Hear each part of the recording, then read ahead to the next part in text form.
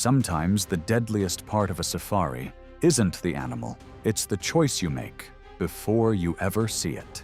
Hi guys, welcome back. Today, we are looking at what happens when dumb people try an African safari and turn one reckless decision into a fight for survival.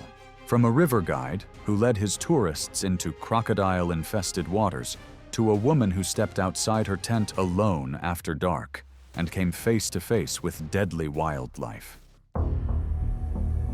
It was March 6th, 2015, and the dry season had stripped the Limpopo Reserve to red clay and bare mopane open ground, long sightlines, and the kind of visibility across the scrubland that makes the bush feel more controlled than it is. The game tracks cut straight through flat terrain, and animals resting in the mid-morning heat were observable at distance, giving the drive a quality that felt almost manageable. Garet Moussaoui, 38, was a project manager from Rotterdam on his third safari visit to the same private reserve in Limpopo Province, South Africa. His previous two trips had been without incident, close sightings, good photographs, easy drives. Those two visits had, without Garet appearing to notice, quietly transformed how he read the environment. On his first trip, the guide's authority over distance and positioning had been something he deferred to without question. By his third, it had become something he negotiated around. That morning, he arrived with upgraded camera gear and requested closer wildlife shots. The experienced guide, driving the reserve's open-sided vehicle, agreed to help. For the first 2 hours, the pattern held. Every time the guide stopped at a sightline-appropriate distance, Garet repositioned himself along the vehicle's side rail, extending his camera arm further past the body of the vehicle, shifting his center of gravity toward the open air. He had been corrected twice. Each correction had less impact than the one before. The guide noticed this escalation as they stopped near a resting male lion about 65 feet from the track, still and clearly visible in open terrain. These were exactly the conditions that Garet's two-trip track record had trained him to mistake for a margin of safety. That margin did not exist. What I keep thinking about is the guide sitting there watching it happen in real time.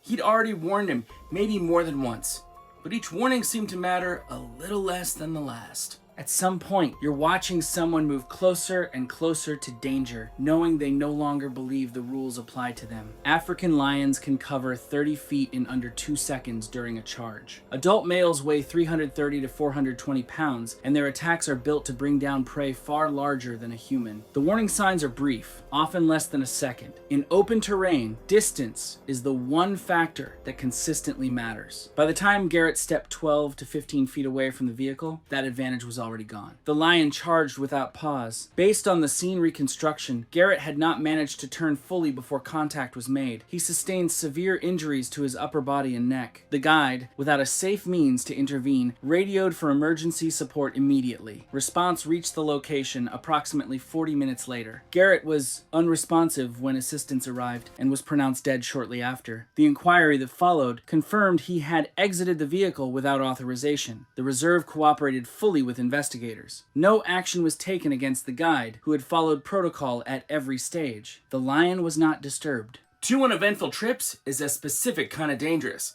It doesn't teach you how safe the bush is, it teaches you that your read of the situation is correct, when the only thing that was actually correct was the luck. By trip 3, the guide's corrections weren't landing the same way because Garet had 2 data points telling him nothing bad happens here. The lion had 0 data points telling it the same thing.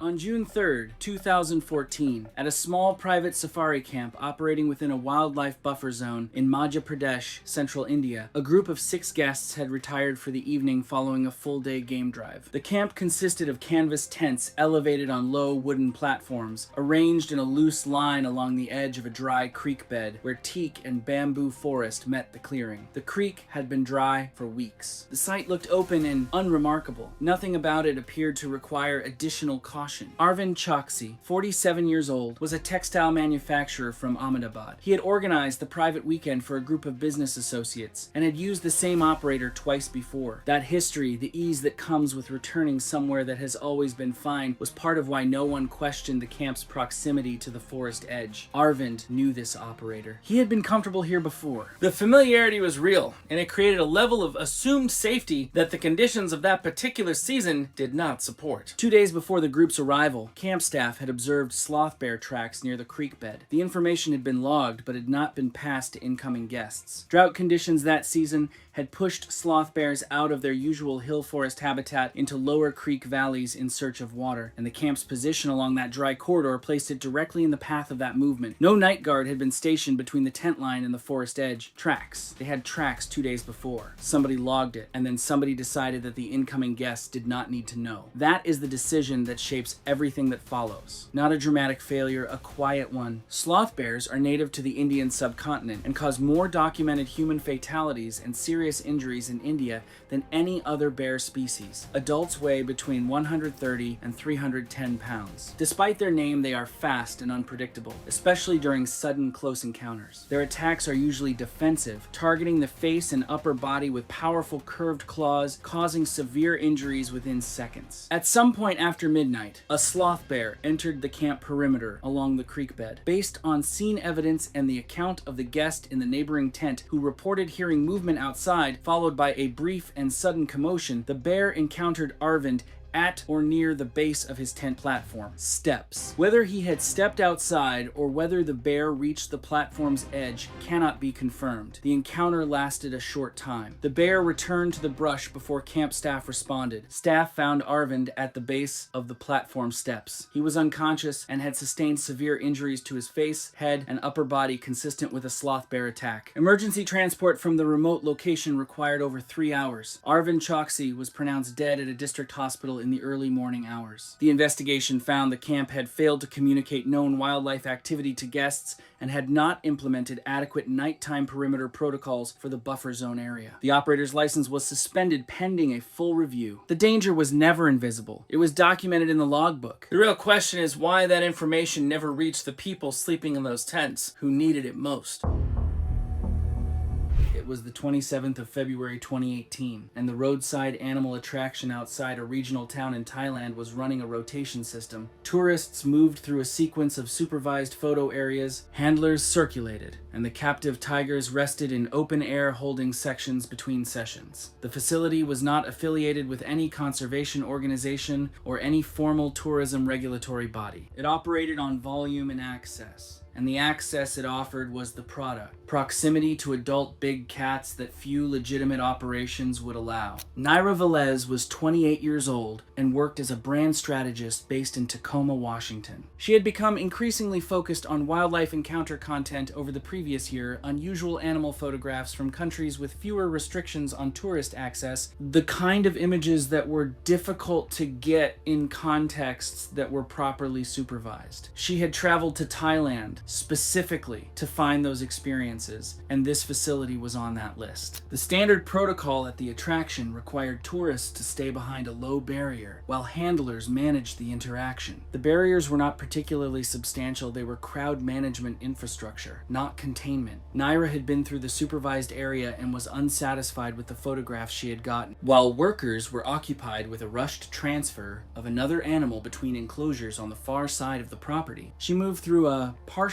open side gate and entered a shaded holding section where an adult Bengal tiger was resting without a handler present. Bengal tigers are among the largest cat species in the world. Adult males weigh between 400 and 570 pounds, with a shoulder height of close to 4 feet and a total length including the tail of between 9 and 10.5 feet. The behavioral indicators of escalating agitation in a captive tiger are well documented. Increased vigilance, a shift in body posture, repeated focus on a specific target, rigid stillness before movement. These escalate along a recognizable sequence before an attack, and they are visible to anyone watching the animal rather than the camera. The tiger in the holding section had already been through a full rotation of tourist sessions that morning. It had been handled, approached, and photographed by strangers for several hours before it was moved into the holding section to rest. It was not resting easily. Its movement in the enclosure had the quality of an animal that had not had enough time away from stimulation and had not fully settled. Naira entered the section and moved toward the animal to get a closer shot. When the tiger shifted position and she interpreted the movement as it settling, she crouched down beside it, getting low, closing the remaining distance, reducing her own profile in a way that may have registered to the animal as a threat posture rather than a retreat. She was close enough that a sudden movement from either of them would have put her inside the animal's immediate response range. That moment went. Stepping through a half-open gate into a restricted holding space is where things stop being bad luck and start being a clear decision. No photo, no just one better shot, and no curiosity is worth crossing into an unsecured predator area, especially when it's already obvious the system isn't properly controlling either the animal or the people around it. What triggered the attack was not extended proximity alone. It was the combination: a stressed animal, an unfamiliar person who had entered its resting space without a handler present, crouching at close range in a way the tiger had no framework to interpret as safe. The animal struck fast. Tourists on the other side of the barrier heard the sound before they understood what they were hearing. Staff reached the section and were able to drive the tiger back, but the time it took to get inside and respond was not measured in minutes, it was measured in seconds, the wrong direction. Naira was transported to a regional hospital. She did not survive. Authorities shut the facility down during the investigation. The tiger's behavior in the sequence leading up to the attack had followed a recognizable escalation, the kind that experienced handlers are trained to interrupt well before it reaches a terminal point. There had been no experienced handler present. There had been no one in the enclosure who knew what they were looking at until it was already over.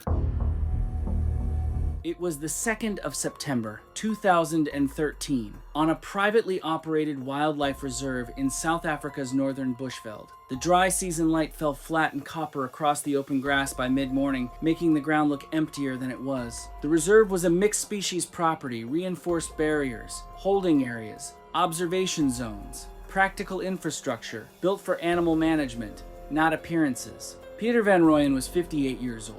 He had retired from commercial real estate and purchased a significant share of the reserve as an investment vehicle. He approached the property the same way he had approached every transaction, from a cost-benefit position, with little patience for operational arguments that delayed financial outcomes. Themba Dlamini, 41, had managed the reserve's enclosure, integrity, and animal movement protocols for 11 years. He was methodical, credentialed, and deeply familiar with the behavioral patterns of every animal on the property. The two men had been in conflict from the beginning of Peter's involvement. In the weeks before the incident, Peter had pushed for an infrastructure reduction plan that included removing a secondary barrier section running along the hippopotamus territorial boundary near the Eastern Water Channel. The removal was framed as a way to allow closer viewing access without the construction cost of a proper observation deck. Peter overrode a formal written objection to remove a barrier along a hippo territory line to save money.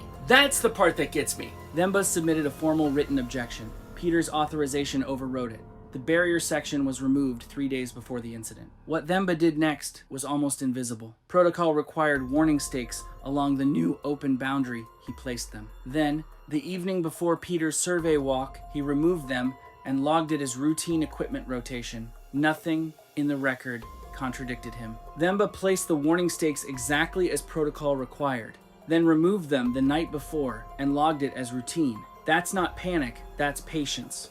The following morning, Peter conducted his survey of the newly opened viewing zone. Themba walked with him to the boundary edge, then indicated he needed to check a fence post approximately 30 yards to the left, positioning himself near the only solid cover structure in the area. Hippos are the third largest land animal on Earth, and among the most dangerous. Adult males exceed 3,000 pounds and can charge at 18 miles per hour over short distances. They're fiercely territorial along water boundaries and will move without warning. Unlike most large animals, hippos don't bluff. When they charge, they don't stop. A hippo doesn't bluff. Themba had worked at that reserve for 11 years. He knew exactly what would happen and exactly how long it would take. The hippo rose from the channel and began moving toward the open zone. Themba, already beside the cover structure, stepped behind it. Peter was standing on the open survey ground with no accessible cover within the time available. The charge covered 60 yards in under 12 seconds. Themba reached cover. Peter was struck directly in the open field. Emergency response from the reverse arrived within minutes. The injuries were not survivable. The reserve reinstated the full barrier system within 48 hours. A provincial wildlife inspector's report documented that the barrier removal had been executed without proper regulatory authorization and that the formal written objection had been overridden without independent review. The warning stakes were never mentioned in any official report. Themba had already replaced them by the time investigators walked the boundary line. The hippo returned to the channel and did not leave it again that day. It had detected an intrusion in open space within its territorial range and responded accordingly. The conditions that made that possible had been carefully arranged. A hippo charges because something entered its world uninvited.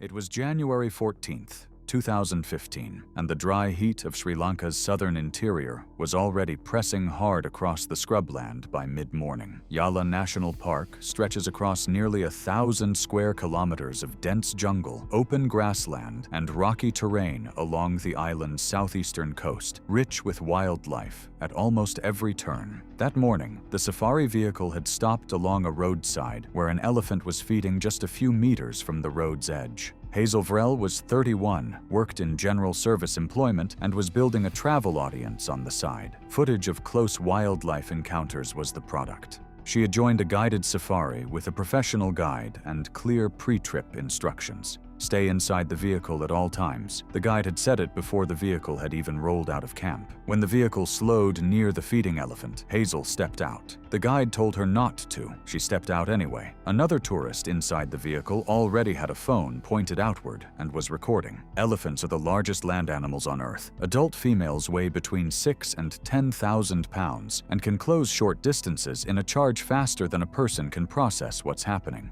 They are not unpredictable animals. They are actually deeply expressive. A raised head, ears spread wide, weight shifting forward. These are not subtle signals. These are textbook warnings. Every wildlife guide working in any elephant habitat on the planet knows exactly what they mean. The elephant raised its head as Hazel moved toward it. Its ears fanned wide. Its weight shifted forward. She laughed and gestured toward the trunk, adjusting her position to line up a closer shot. The elephant stayed locked onto the movement directly in front of it. And I think Hazel wasn't walking toward the elephant because she doesn't know the danger. She was curious about it. Hazel reached further forward towards the trunk. The elephant's response was immediate. A sharp trumpet and a full forward surge in the same motion, the kind of acceleration that takes an animal of that size from still to a committed charge in almost no time. Hazel turned to retreat. She was standing only a few feet from its path. There was not enough distance between them. The first contact drove her violently to the ground as the elephant surged through the roadside space. The momentum didn't pause. The animal's mass carried it directly over her position during the charge, its weight moving through the space she occupied before it could redirect or slow. Dust and debris rose around the impact zone, partially obscuring the sequence in the footage as the elephant cleared the road's edge. It slowed after moving past the area. No prolonged engagement followed. It didn't circle back. The charge had lasted only seconds. Tourists inside the vehicle had not moved. Some were shouting. Others had gone completely still while still recording. Guides radioed for assistance immediately. Responders from nearby ranger posts arrived shortly after. Investigators confirmed fatal trauma consistent with a short-range elephant charge, injuries from the direct initial impact, and the weight displacement as the animal moved through her position. Park officials reiterated the requirement to remain inside safari vehicles throughout all wildlife encounters. Tour operators briefly reviewed their guide protocols and visitor briefings, though no major policy changes followed the incident. Hazel's family received the news the way families always do in these situations, completely without preparation. And I think what makes this one harder is that she was on a guided trip.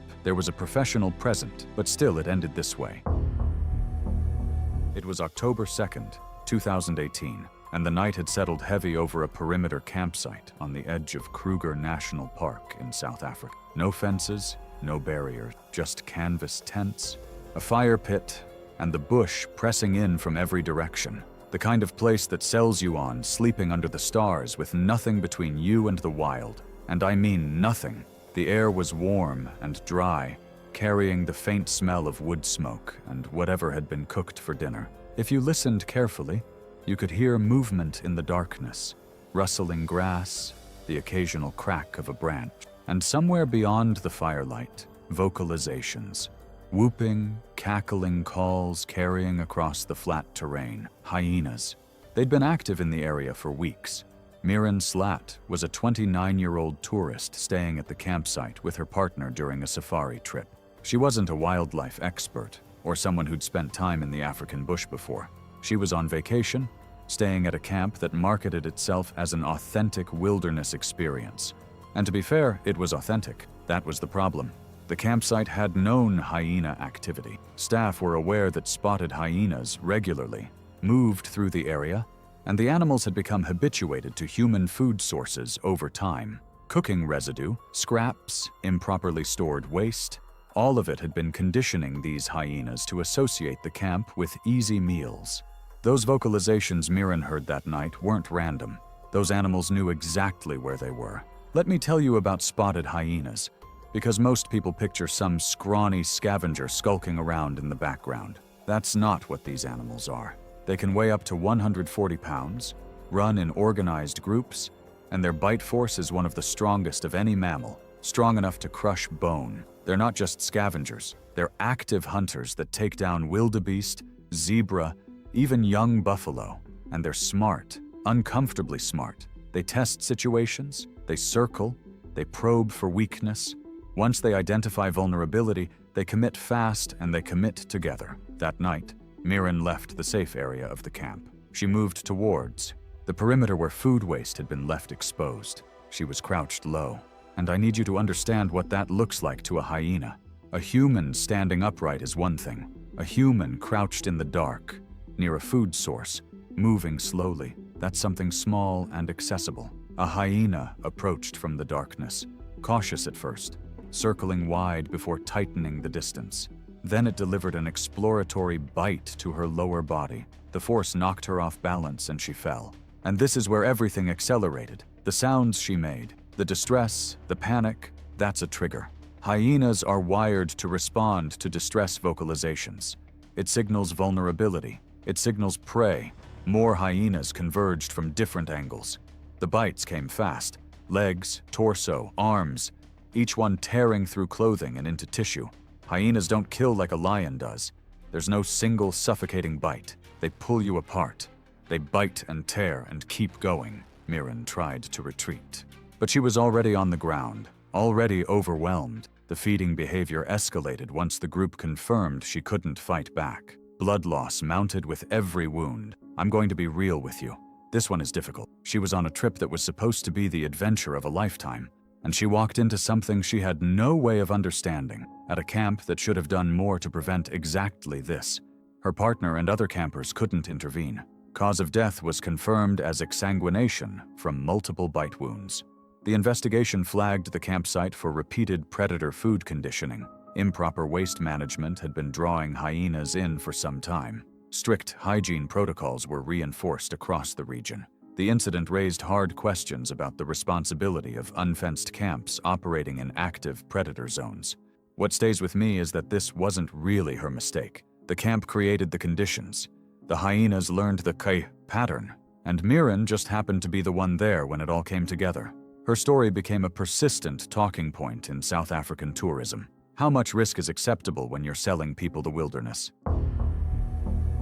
It was July 18th, 2017, when the scorching Australian sun beat down on Kakadu National Park in the Northern Territory of Australia, one of the most remote and dangerous wilderness regions in the country. The dry season had transformed the ancient landscape into a harsh, unforgiving environment where every shadow promised relief and every waterway beckoned with false promises of safety. 19-year-old Phoebe Galt had arrived at this remote wilderness with two close friends, their backpacks heavy with camera equipment and dreams of filming the perfect travel footage for their growing online following. Phoebe was no ordinary tourist. As a travel vlogger documenting her journey across northern Australia, she had spent months recording her trip, each video carefully crafted to capture the raw beauty and danger that drew thousands of visitors each year. Her followers expected footage from increasingly daring locations, and this ancient parkland represented the crown jewel of her expedition. The trio followed the marked walking trail to an official viewing platform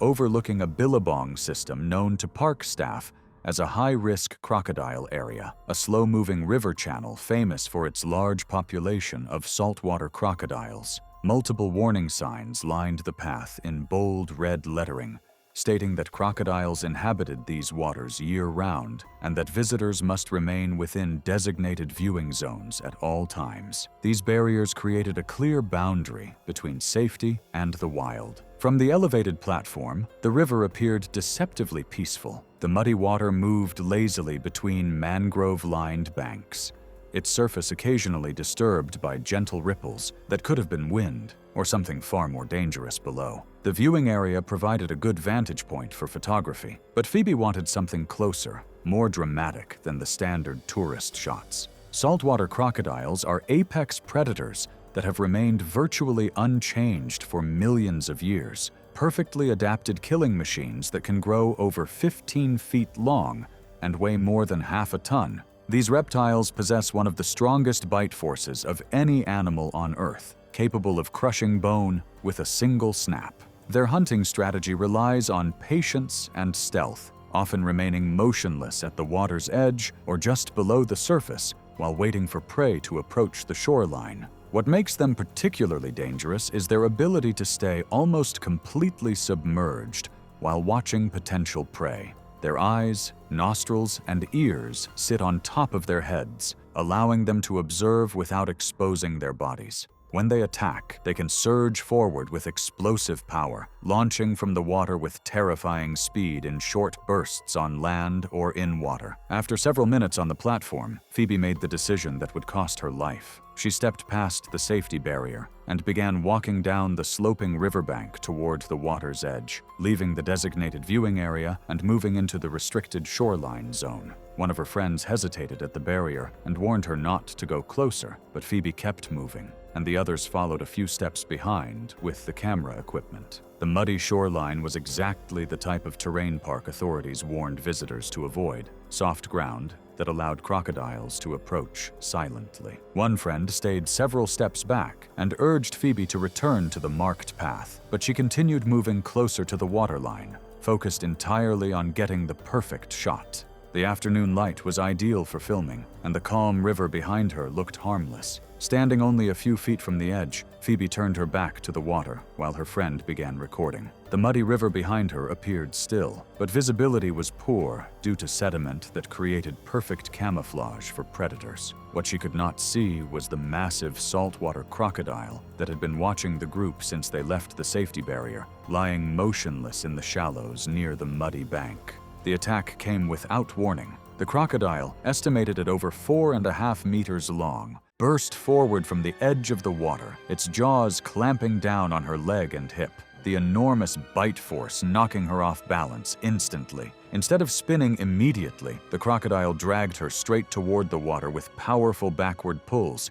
using its weight and grip to overpower her before she could react. Her friend screamed as the animal hauled her across the muddy bank and into the river. Once in deeper water, the crocodile began a violent death roll, twisting its body to subdue its prey and pull her fully underwater, the natural killing technique used by large crocodiles when resistance stops. The muddy current churned as the animal spun, and within seconds, Phoebe disappeared beneath the surface. Her friends ran toward the bank but stopped at the edge, knowing entering the water could trigger another attack. The river quickly returned to its calm appearance, hiding the struggle that had taken place only moments earlier. The combination of massive trauma and drowning proved fatal within minutes. Other visitors heard the screaming and ran toward the parking area to alert park staff. Rangers, assisted by police, responded quickly, closing the section of river and initiating emergency protocols. Search operations were delayed until rangers determined the crocodile was no longer in the immediate area, allowing recovery teams to approach safely. Personal belongings and remains were recovered downstream several days later. The official cause of death was listed as injuries sustained during a crocodile attack,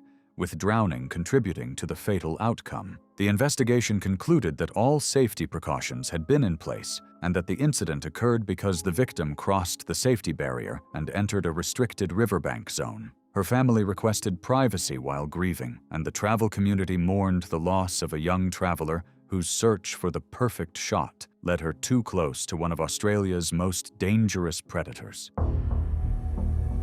It was June 8, 2014, and the winter light over northwest Namibia was turning the gravel plains gold by late afternoon. The communal conservancy land out there is famous for free-roaming, desert-adapted black rhino, one of the only places on Earth where a self-drive tourist can encounter one from a conservancy access road. The rental company handed over a laminated card of rules with the keys, and one line said to maintain substantial distance from rhino and back away if one ever appears agitated. Leonard and Annika Vosberg, 47 and 44, were a married couple from Hamburg on a 2-week self-drive holiday, and by day 9 the trip had been close to perfect. Elephants, giraffe, a pride of lions at a waterhole, all of it photographed from sensible distances like the careful people they had been the entire trip. They cooked at their campsites and texted highlights to their 2 adult kids whenever a town gave them signal. The northwest leg was the part Leonard had planned the whole trip around, because the northwest meant a chance at black rhino. Late that afternoon, a black rhino appeared off the track maybe 80 yards ahead, browsing, a sighting people pay thousands of dollars for, and they had found it on their own. Annika remembered afterward that they both went completely silent, like talking might scare it off, and Leonard just lifted his foot off the brake and let the car creep. The rhino lifted its head, held still, then went back to browsing. So he eased forward again. People keep reading an animal's patience as permission.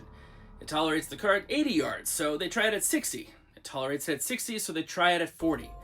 Nobody ever asks what happens at the yard where tolerance runs out. Each time the rhino accepted the car, the next stretch of track felt safer, and that is the exact same quiet trap that runs through every story in this episode. By the final stop, they were inside 30 yards with the engine idling, and the rhino's preferred route of movement appeared constrained, the vehicle sitting on one side and a dense stand of thornbush walling off the other. Annika later told Conservancy officials that neither of them registered the geometry at the time. The bush was just scenery, and the car was just where the car had stopped. Black rhinos are one of the most reactive and unpredictable rhino species, with notoriously poor eyesight paired with acute hearing and smell. Anything unfamiliar at close range may trigger a defensive charge. Over short distances, they are faster than any reversing car, hitting speeds over 30 miles per hour from a standing start, and the species has a documented record of attacking vehicles outright, doors, fenders, and body panels. The rhino's head came up, ears rotating. It made 2 short puffing snorts, a common sign of agitation, and Leonard, not recognizing what he was hearing, held position for the photo. Annika remembered asking if they should back up, and she remembered him saying, 1 second,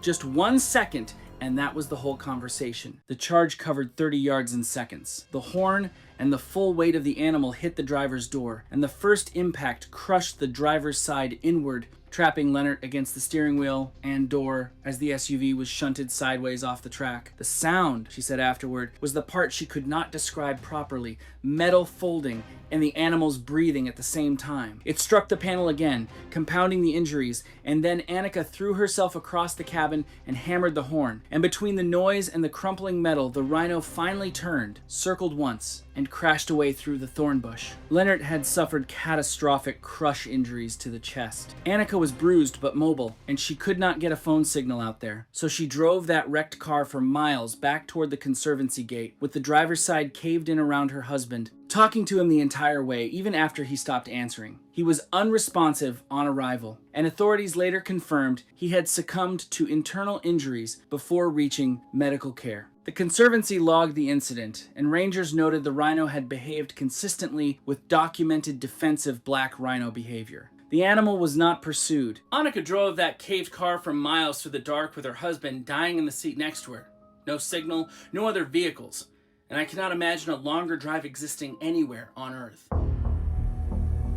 It was February 22nd, 2015, and a cool morning haze hung over the forested hills of a wildlife sanctuary in Madhya Pradesh, central India. The sanctuary's dense sal and teak forests sheltered a concentrated population of large predators, drawing steady traffic from visitors who booked open jeep safari excursions through the reserve's unpaved forest tracks. Harshavardhan Kulkarni, a 45-year-old industrialist from Pune, was a frequent visitor to India's wildlife sanctuaries. He maintained a large personal archive of big cat photographs and considered himself deeply knowledgeable about predator behavior. He had arrived the previous evening and requested the earliest available morning jeep safari departure. The safari guide, Devrath Parihar, a 37-year-old licensed naturalist with the State Forest Department, operated the lead vehicle in a convoy of 3 open-top jeeps.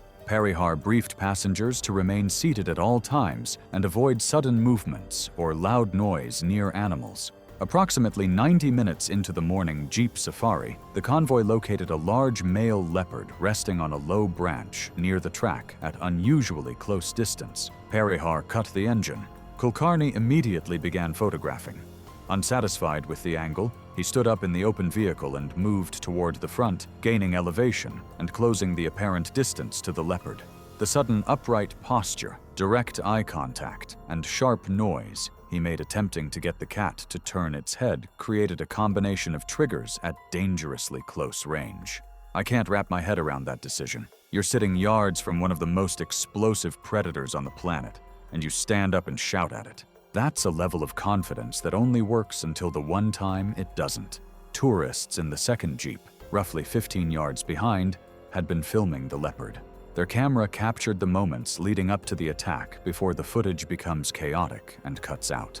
Leopards are among the most powerful predators relative to their body size, with adult males weighing between 130 and 175 pounds. When threatened at close range, a leopard's defensive response is immediate and violent, targeting the head and upper body with claws capable of opening deep lacerations and a bite strong enough to penetrate deeply and cause severe trauma. Leopard attacks on humans are most commonly defensive, triggered by sudden movement or noise, and typically end with rapid disengagement. The reaction was instantaneous. The leopard launched from the branch in a rapid burst of claws and bites, lasting only seconds, striking primarily at Kulkarni's head and upper body. He collapsed backward across the seats as the animal struck. Parihar threw the jeep into gear and accelerated. The leopard disengaged almost immediately and disappeared into the undergrowth. What strikes me about leopard attacks is how fast they begin and end.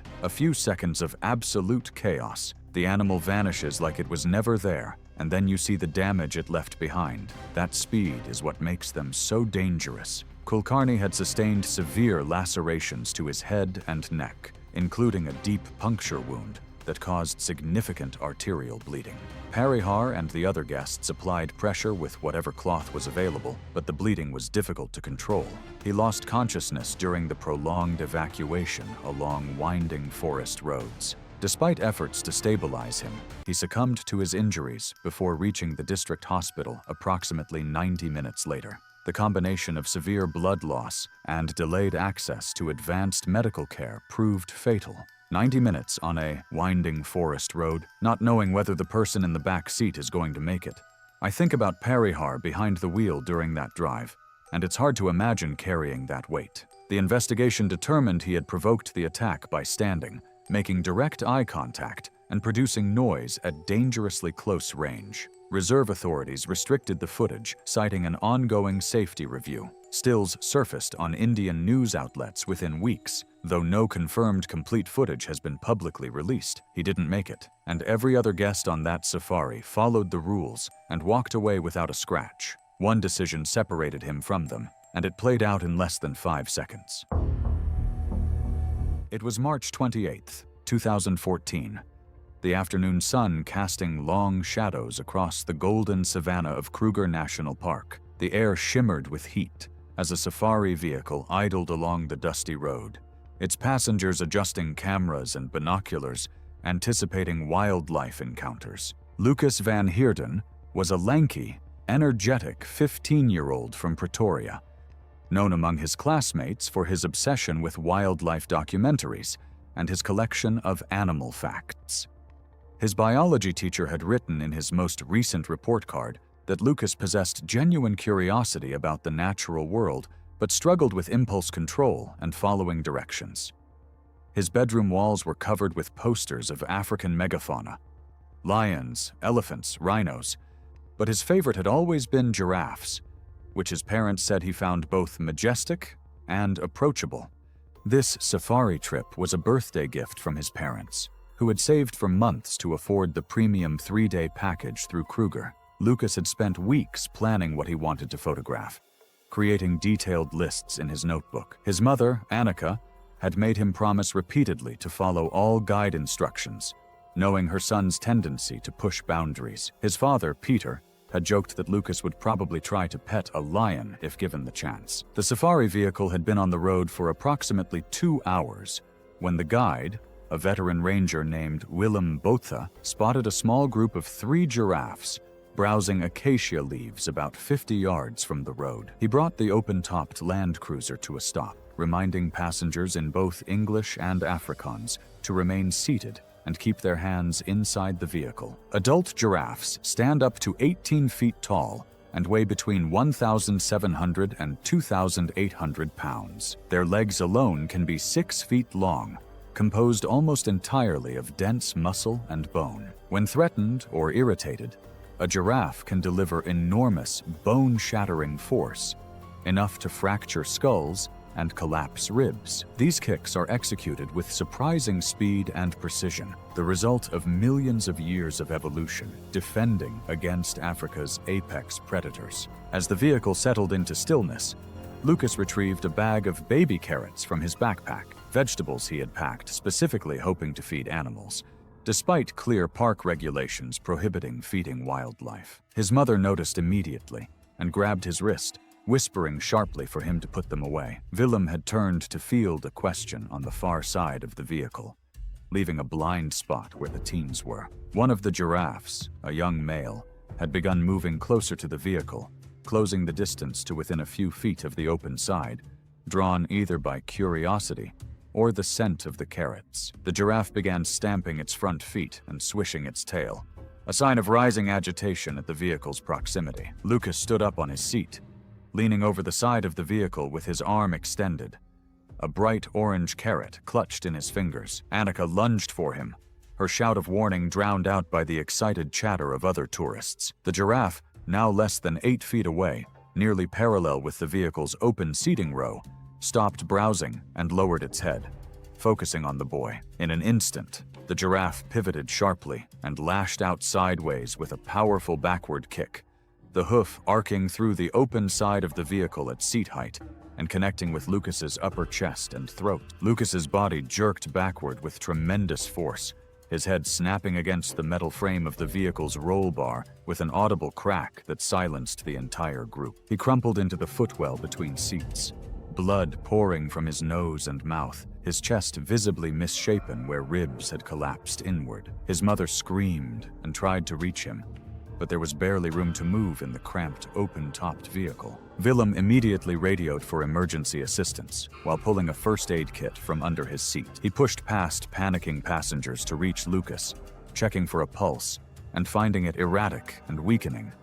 A nearby ranger vehicle, returning from another call, swept round the bend and reached them in about 8 minutes. The medics attempted resuscitation for an additional 12 minutes before officially pronouncing Lucas dead at the scene. The preliminary assessment noted massive blunt force trauma to the chest and head, with probable skull fracture, crushed trachea, broken ribs, and severe internal bleeding. The Van Heerden family returned to Pretoria 3 days later, their other 2 safari days cancelled. Peter drove in silence while Annika sat in the passenger seat, still wearing the same clothes from the day of the incident. Kruger National Park's incident report led to enhanced safety briefings and stricter enforcement of the no-feeding policy. The safari company installed higher barriers on their vehicles and required guides to conduct more frequent head counts to ensure all passengers remained seated. Lucas's death received brief mention in Pretoria newspapers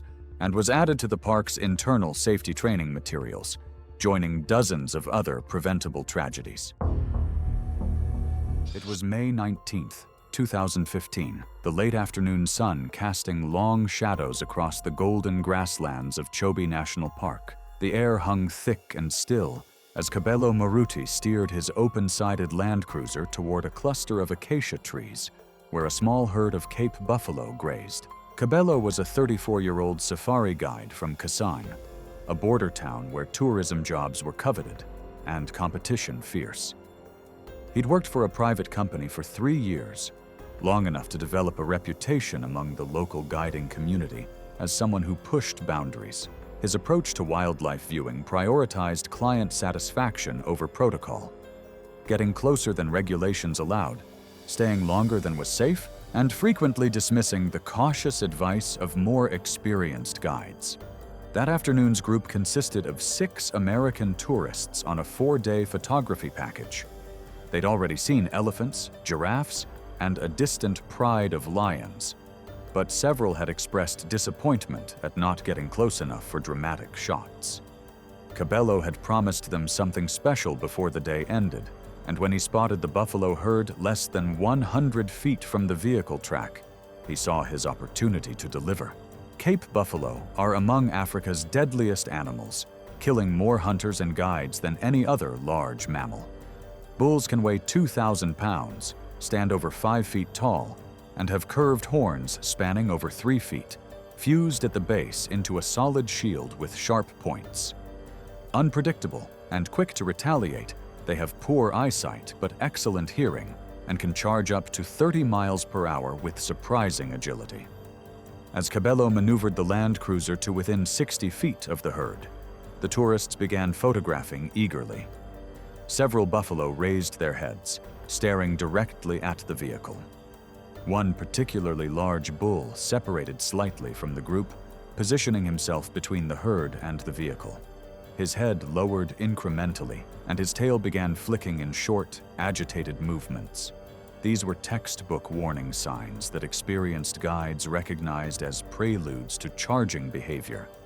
But Cabello continued narrating about buffalo's social structure as if nothing was amiss.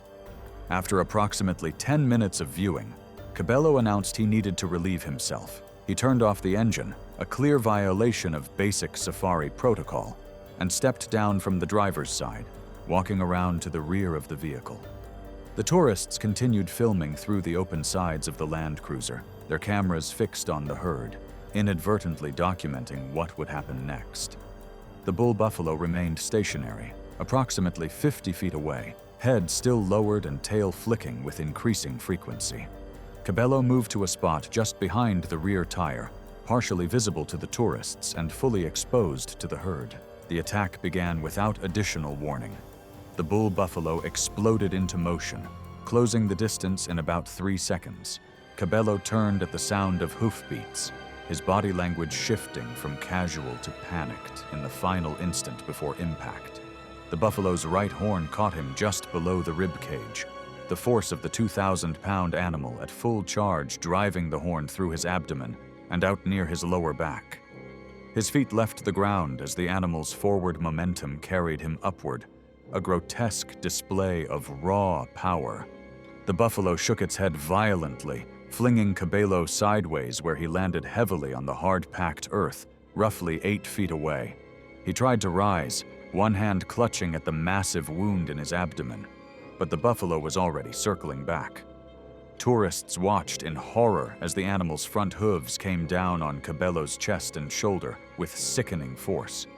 The buffalo stomped repeatedly, each blow crushing bone and driving Cabello's body deeper into the dust.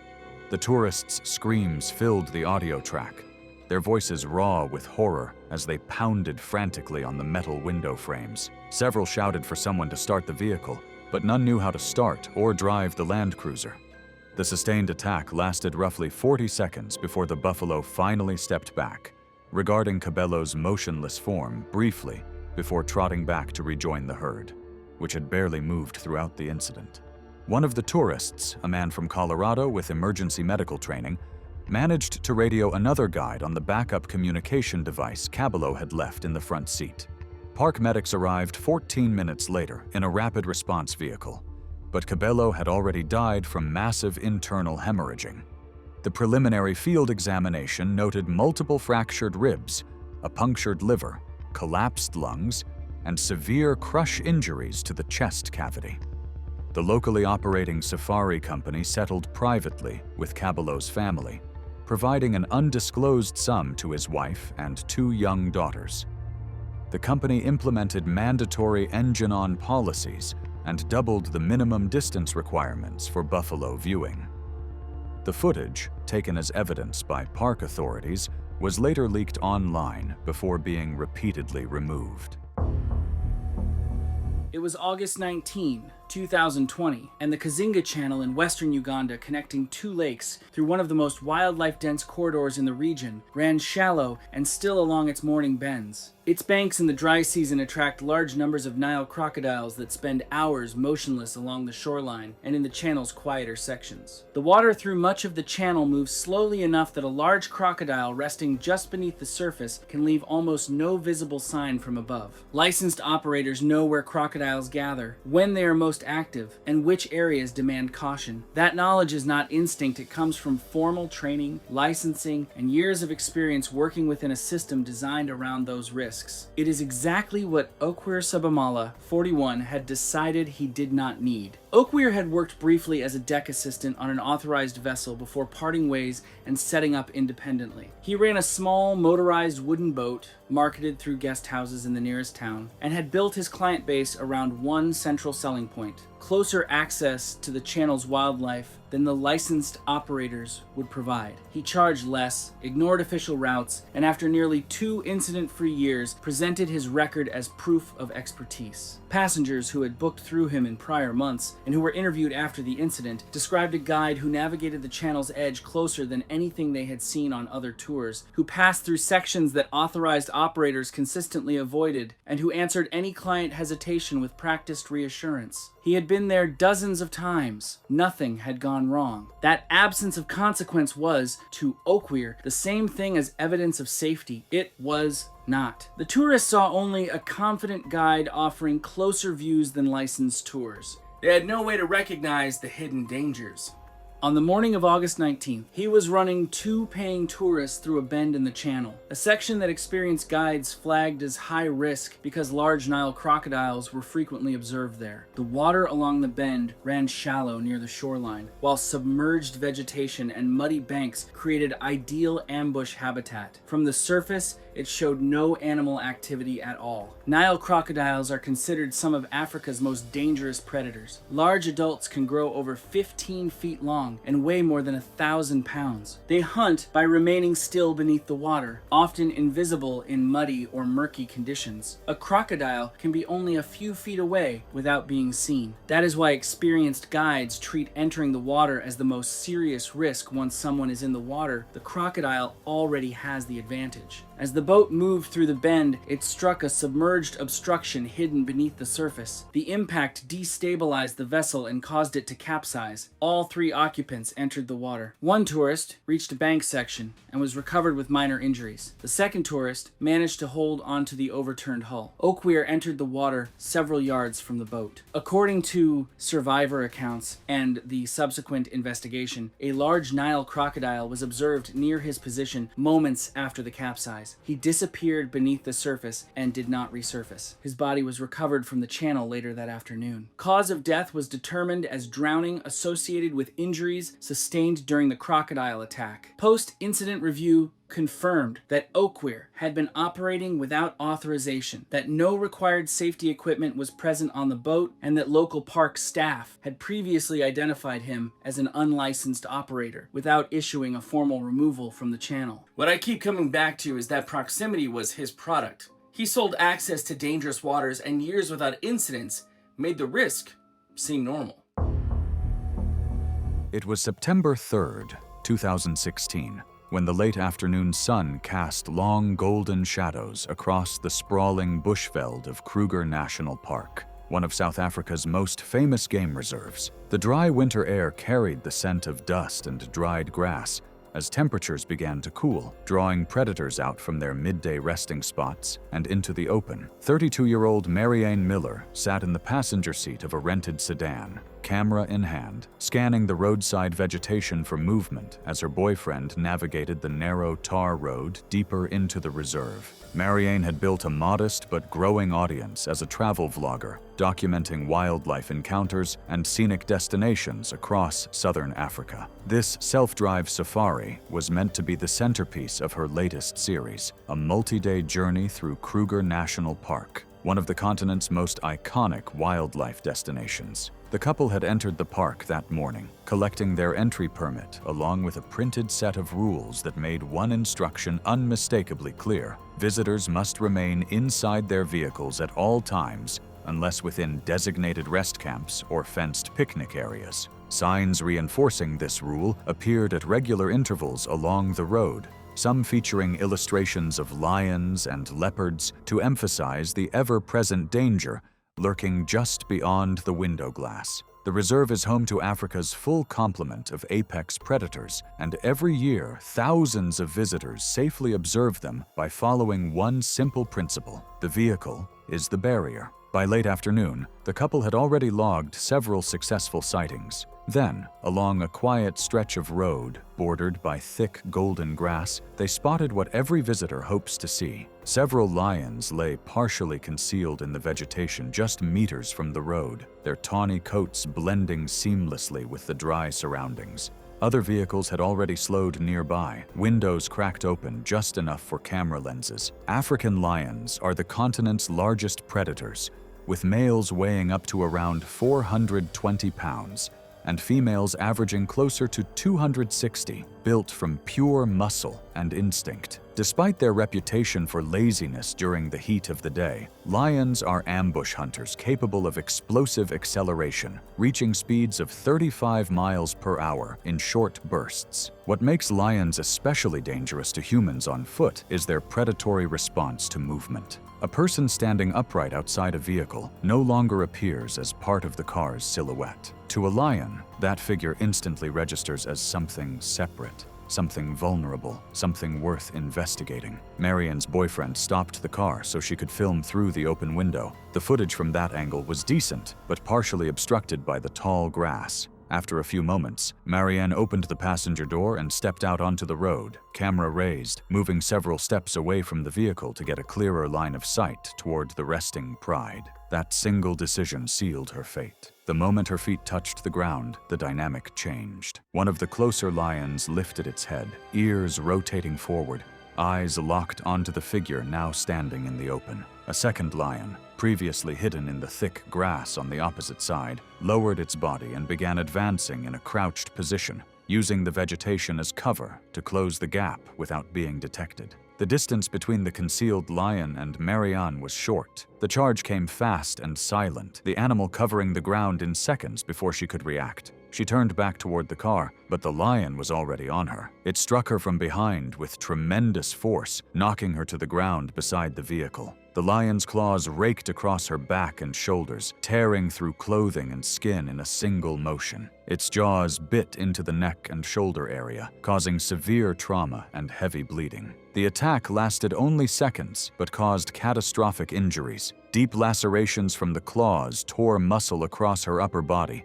while the bite caused severe trauma to the neck and major blood vessels, leading to rapid blood loss. She lost consciousness quickly from the injuries. Her boyfriend remained inside the vehicle and laid on the horn repeatedly, the blaring sound eventually causing the lion to release and step back into the grass. Other drivers kept their distance, but also used their horns, trying to scare the animal away without leaving their vehicles. Marianne lay motionless on the ground, beside the open passenger door. By the time the nearest visitors reached a rest camp and alerted staff, rangers were already being dispatched to the scene. They confirmed she had died from the injuries sustained during the attack. The combination of severe blood loss and trauma had been fatal before medical help could arrive. The investigation determined that all park safety protocols had been properly communicated and that the attack was a direct result of the victim leaving the vehicle in an active predator zone. Officials reiterated that even when lions appear calm and stationary, they remain fully aware of their surroundings and can transition from rest to attack in seconds.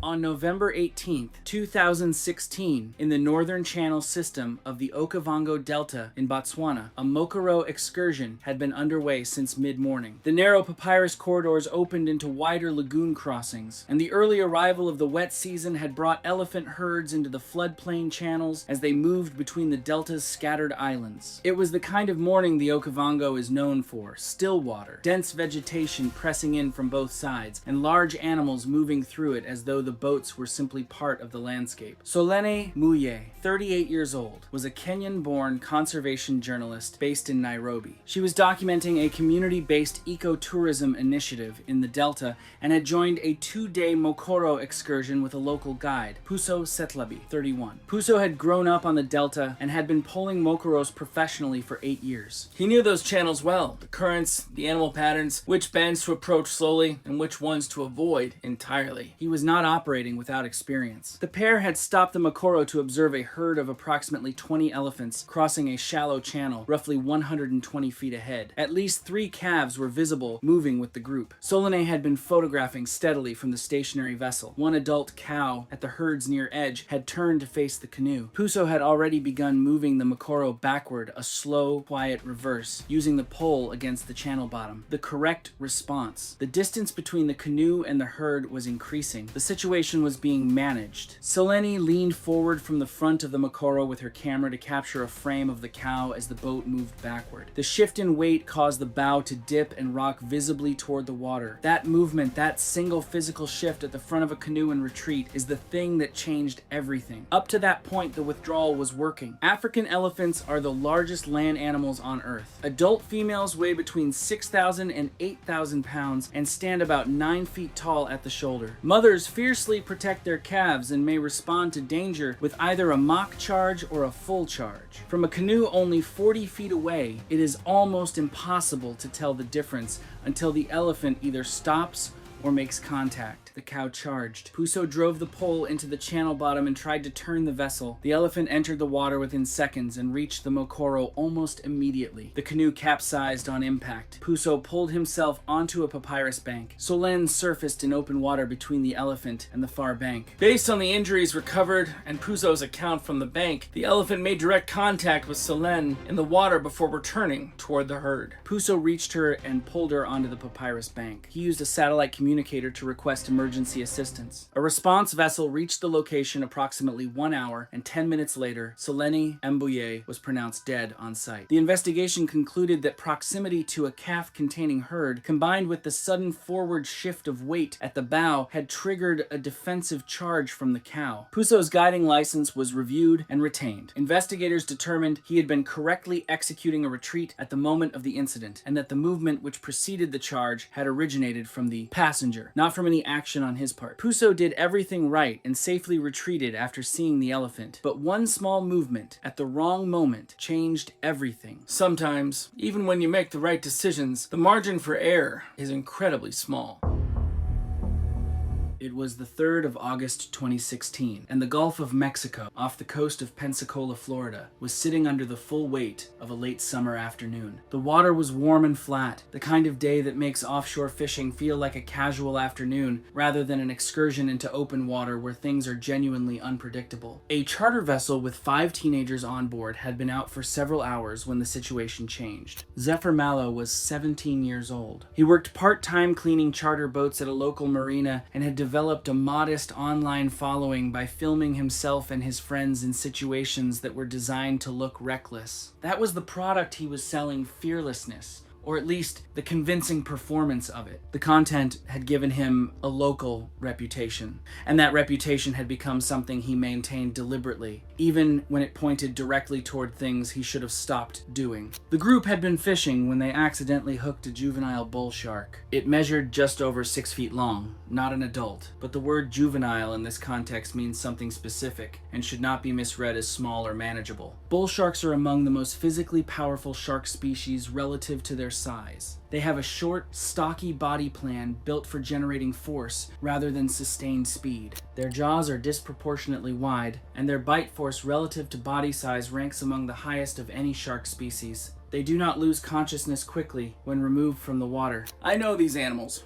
They do not become calm or disoriented in a way that reduces their capacity for sudden, explosive movement. They thrash, they re-engage, and when they bite, they hold. The fight to bring the animal to the boat took nearly 40 minutes. At least one person in the group suggested cutting the line before anyone got hurt. Zephyr overruled it. After several failed attempts and a lot of shouting, the group finally dragged the shark over the gunwale and onto the deck, still fully active, still thrashing, scattering. tackle, and gear in every direction while the boys shouted and stepped back from the animal's movement. The shark had not worn itself out. That is not how bull sharks work. Zephyr crouched near the animal, while another person held tension on the leader rope. He repositioned himself several times, trying to frame the image, his face close to the shark's head, both of them visible in a single photo.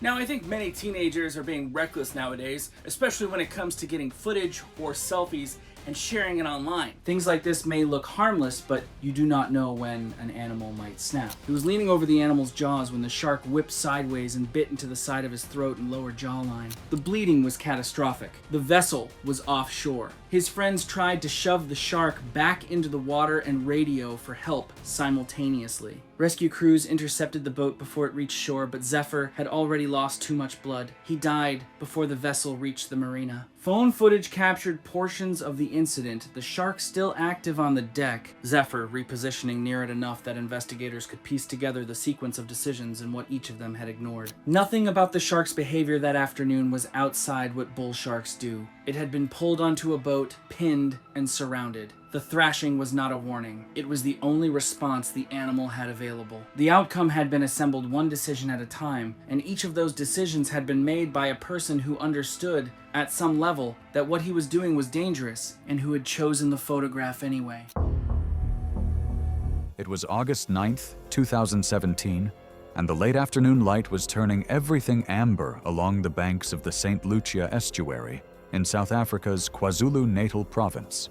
The water was dark and slow-moving, flanked by dense reeds and mudflats stretching out in every direction. The air was thick, humid, carrying the smell of wet earth and vegetation. Worn trails cut through the mud along the shoreline, and these weren't made by people. These were hippo paths, carved by animals moving between grazing land and water, and they were everywhere if you knew what to look for. Garrick Vone was a 38-year-old travel vlogger who'd built a following by getting dangerously close to wildlife and capturing footage most people would never attempt. His content was bold, often reckless, and that's exactly what his audience rewarded. He had no formal training in animal behavior, no real understanding of the species he filmed beyond what looked good on camera. He'd come to St. Lucia with a small group of friends to shoot golden hour footage along the estuary. Now, this area is known for one of the highest hippo concentrations in South Africa. Locals know the unspoken rules. You watch the trails, you respect the water's edge, and you never, ever position yourself between a hippo and its route back to the river. Garrick either didn't know those rules or didn't think they applied to him. He believed hippos were slow, passive animals, the kind of thing you see yawning in a nature documentary. That assumption was about to cost him everything. That afternoon, he moved ahead of his friends along the riverbank, scanning for angles, camera up, completely locked in on the shot. So let me tell you about hippos, because most people get these animals completely wrong. They are among the most dangerous animals in Africa. Despite those heavy, barrel-shaped bodies, they are shockingly fast, close to 20 miles per hour on land. Adult males can weigh over 4,000 pounds. Their jaws open to nearly 180 degrees, and those canine teeth can exceed 16 inches. And here's the thing, those tusks aren't for eating. Hippos are herbivores. Those teeth are built purely for combat, and they can sever limbs, crush skulls, and kill with a single bite. They are fiercely territorial around water access, and if you're standing between a hippo and the river, that animal sees you as a threat. Period. A hippo had been grazing inland, lined up with one of those worn trails heading back to the water. Garrick walked directly into that path while filming. He was facing the wrong way, trying to frame a shot along the bank. The hippo oriented toward him. Almost no warning, no vocalization, no display. It just came. Garrick turned and tried to move, but he was way too late. The impact hit him like nothing you can prepare for. Knocked him violently to the ground. Before he could even process what happened, the hippo's jaws came down on his torso. Ribs crushed instantly. He was still conscious when the animal lifted him and threw him. His body hit the ground hard, and the hippo came forward again. A second bite drove those massive tusks into his midsection, puncturing through tissue and organ. The damage was immediate and unsurvivable. This one really gets to me. He wasn't even aware of the danger. He was looking through a lens while standing in the one place you should never be, and he had no idea. His friends watched from a distance. There was nothing they could do. By the time the hippo pulled back toward the water, Garrick was motionless. Emergency responders confirmed what everyone already knew. Cause of death was massive internal trauma from crushing bite force. Wildlife authorities concluded the hippo's response was a natural territorial reaction. He'd blocked its water access, and that was enough. No, action was taken against the animal. What hits me about Garrick's story is he went there to capture something beautiful, and he was standing on a line he couldn't see. The story spread fast online, and within the vlogging community it sparked a brief conversation about where the line sits between content and recklessness, though whether that conversation actually changed anything, I honestly doubt it. It was October 11th, 2013, and the morning air carried a sharp chill across the rocky valleys of a private desert conservancy in Namibia's Kunene region. The conservancy was home to a small population of desert-adapted black rhinos, among the rarest large mammals on Earth. It offered guided walking rhino tracking safaris, small groups led on foot through rugged terrain, to observe rhinos at a distance. Torbjørn Vikeland, a 47-year-old marine engineer from Tromsø, Norway, had arrived as part of a broader Southern African safari itinerary. An experienced outdoorsman comfortable on rough ground, this was his first African safari. The walking safari group of 3 guests was led by Isak Garoeb, a 41-year-old Namibian guide with over a decade of experience tracking black rhinos through the Kunene's rocky riverbeds. A second tracker accompanied the group as standard protocol. Garoeb briefed the group that black rhinos were unpredictable and that if the animal displayed agitation, everyone must move behind rock cover immediately. The trackers located fresh spoor in a dry riverbed approximately 2 hours in. 40 minutes later, the group spotted a solitary black rhino at a cautious but acceptable distance of roughly 80 to 100 yards. Garoeb positioned the group behind a cluster of boulders. Another guest had been recording the sighting on a handheld camera from behind the rocks. Only the moments before the charge were captured clearly. Once the rhino turned, the camera was dropped as the guests scrambled for cover. There's something deceptive about those quiet observation moments on a walking safari. Everything feels calm and controlled. The animal is just standing there, and you almost forget that it could close that distance before you finish a single breath. Black rhinos are among the most aggressive large mammals in Africa, weighing between 1,800 and 3,000 pounds and capable of reaching high speeds despite their massive bulk. Their eyesight is poor, but their senses of smell and hearing are acute. Black rhinos charge directly and with commitment, lowering their heads to bring their anterior horn into devastating contact.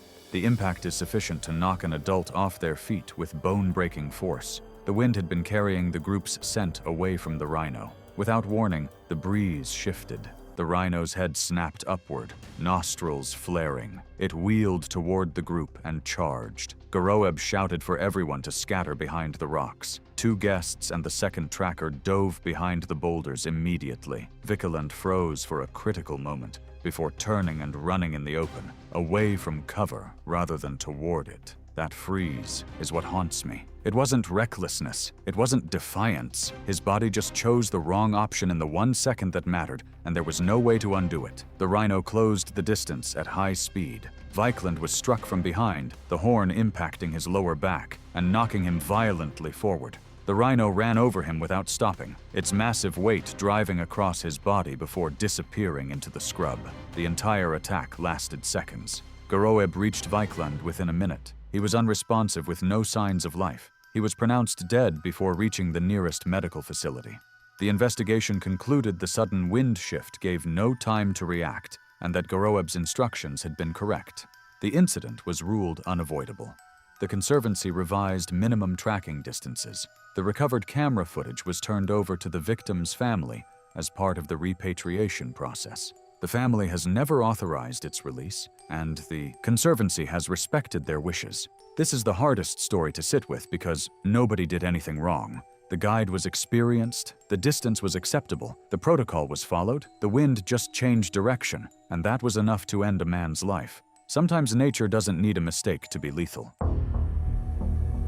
It was June 18th, 2017, and the Texas summer heat was already thick by mid-morning. A sprawling wildlife preserve stretched across nearly 3,000 acres just outside Glen Rose, one of those rare places where African animals move freely, while visitors wind through on a single paved drive-through route. Giraffes, rhinos, cheetahs. The only barrier between you and them is a car window and a set of rules you agreed to follow at the gate. Bella Frost was 26 years old, an Instagram model and freelance content creator building an audience. She traveled constantly, picking up media gigs where she could, but the real product was footage. Short-form clips of close wildlife encounters, each one pushing slightly further than the last. She believed that the closer she could capture the animal and the more dangerous it looked, the more people would watch.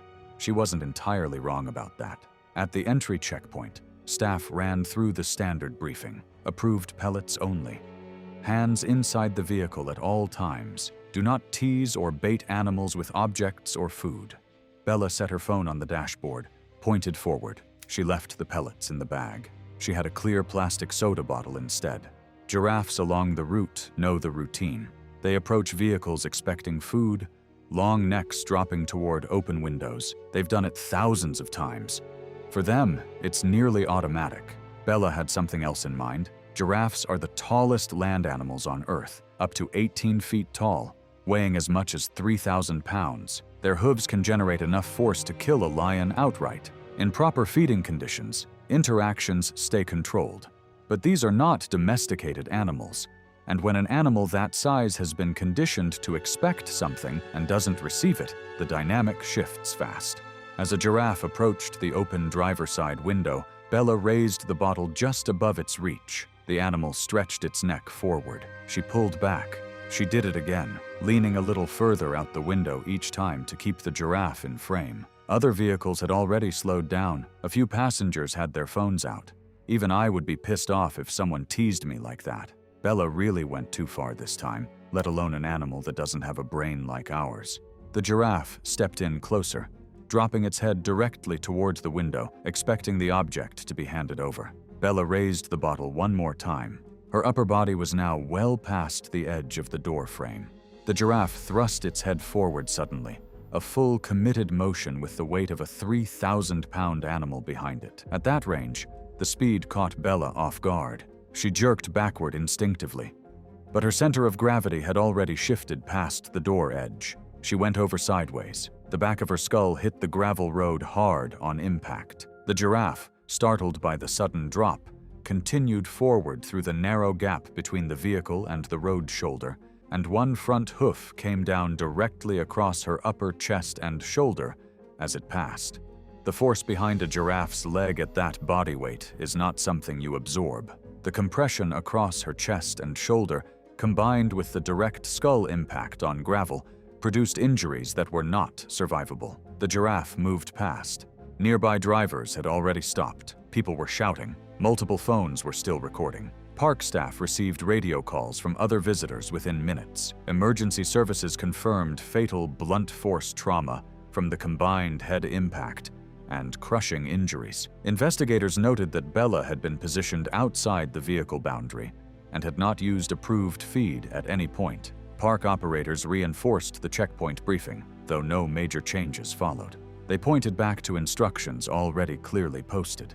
This one is hard to set down, not because the giraffe did anything wrong. It did exactly what a giraffe does. Every choice that brought Bella to that moment was made deliberately, in full view of the rules she was breaking. The footage was immediately held by authorities. It was the 20th of July, 2016, on a private predator breeding reserve outside a rural settlement in Namibia's dry interior. The morning light came in low across the savanna, washing everything in that flat copper color that makes open ground look emptier than it is. The reserve ran a mix of lions, leopards, and cheetahs across several large enclosures, conservation programs on paper, investor money underneath, small staff, functional infrastructure. It wasn't built for visitors. It was built to contain things that could kill you. Christoph Haas, 37, held ownership stakes in multiple wildlife properties across southern Africa and had been pushing deeper into operational decisions despite having no formal animal management background. Amara Nakale, 27, was the reserve's veterinary technician graduate degree in wildlife medicine. Years of hands-on experience with large predators. Their relationship had broken down after Christoph repeatedly overrode her safety recommendations to impress investors.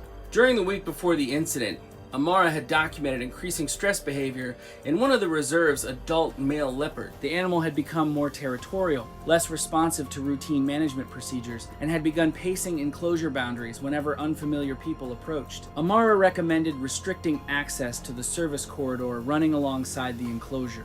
Amara documented the stress behavior, filed the recommendation, got overridden. She'd done everything right. Officially, Christoph rejected the recommendation. What Amara did next took 30 seconds. A defect in the leopard corridor's containment gate had been reported 2 months earlier, repaired, and signed off. Amara had countersigned it herself. What the log didn't record was that she'd checked that latch again the evening before, alone, during her final round. It was still weak. She said nothing. The latch had been repaired, signed off, countersigned by Amara. What the log didn't say is that she'd checked it again, alone, at night. On the afternoon of July 20th, a group of investors arrived for a property tour. Wanting to demonstrate his comfort around the animals, Christoph entered the exterior service corridor adjacent to the leopard habitat to reposition a camera. Leopards are among Africa's most adaptable large predators. Adult males exceed 150 pounds with explosive acceleration and powerful forelimbs built for close-range engagement. They're highly territorial and will move aggressively toward any disturbance in their space. In captivity, a leopard breach is considered especially dangerous. They're fast, agile, and they don't back down. The leopard had been pacing the perimeter for several minutes before Christoph even entered the corridor. As he moved along the fence, the animal mirrored him from inside. When it lunged against the gate during a territorial display, the weakened latch gave way. The leopard entered the corridor. Christoph walked into the corridor to impress investors. The leopard had been pacing the boundary for several minutes before he even got there. Amara was positioned outside the access area. Amara activated the emergency alert the moment she heard the gate. Her timing on that was very, very good. Christoph was approximately 20 feet from the nearest secure exit. The leopard covered the distance almost instantly. Reserve staff reached the corridor within moments, but the encounter had already occurred. Christoph sustained catastrophic injuries and was transported to a regional medical facility. He died later that evening. The investigation identified multiple safety violations, deferred maintenance, failure to follow documented veterinary recommendations. The maintenance log showed the repair as completed and signed. The investigation found no grounds to question it. Amara gave her statement clearly and without hesitation. She had recommended restricting access. She had been overridden. The record confirmed it. The leopard had been doing what a stressed territorial predator in a confined environment does when a boundary fails. Everything else had already been decided. A leopard moves fast, and it moves once.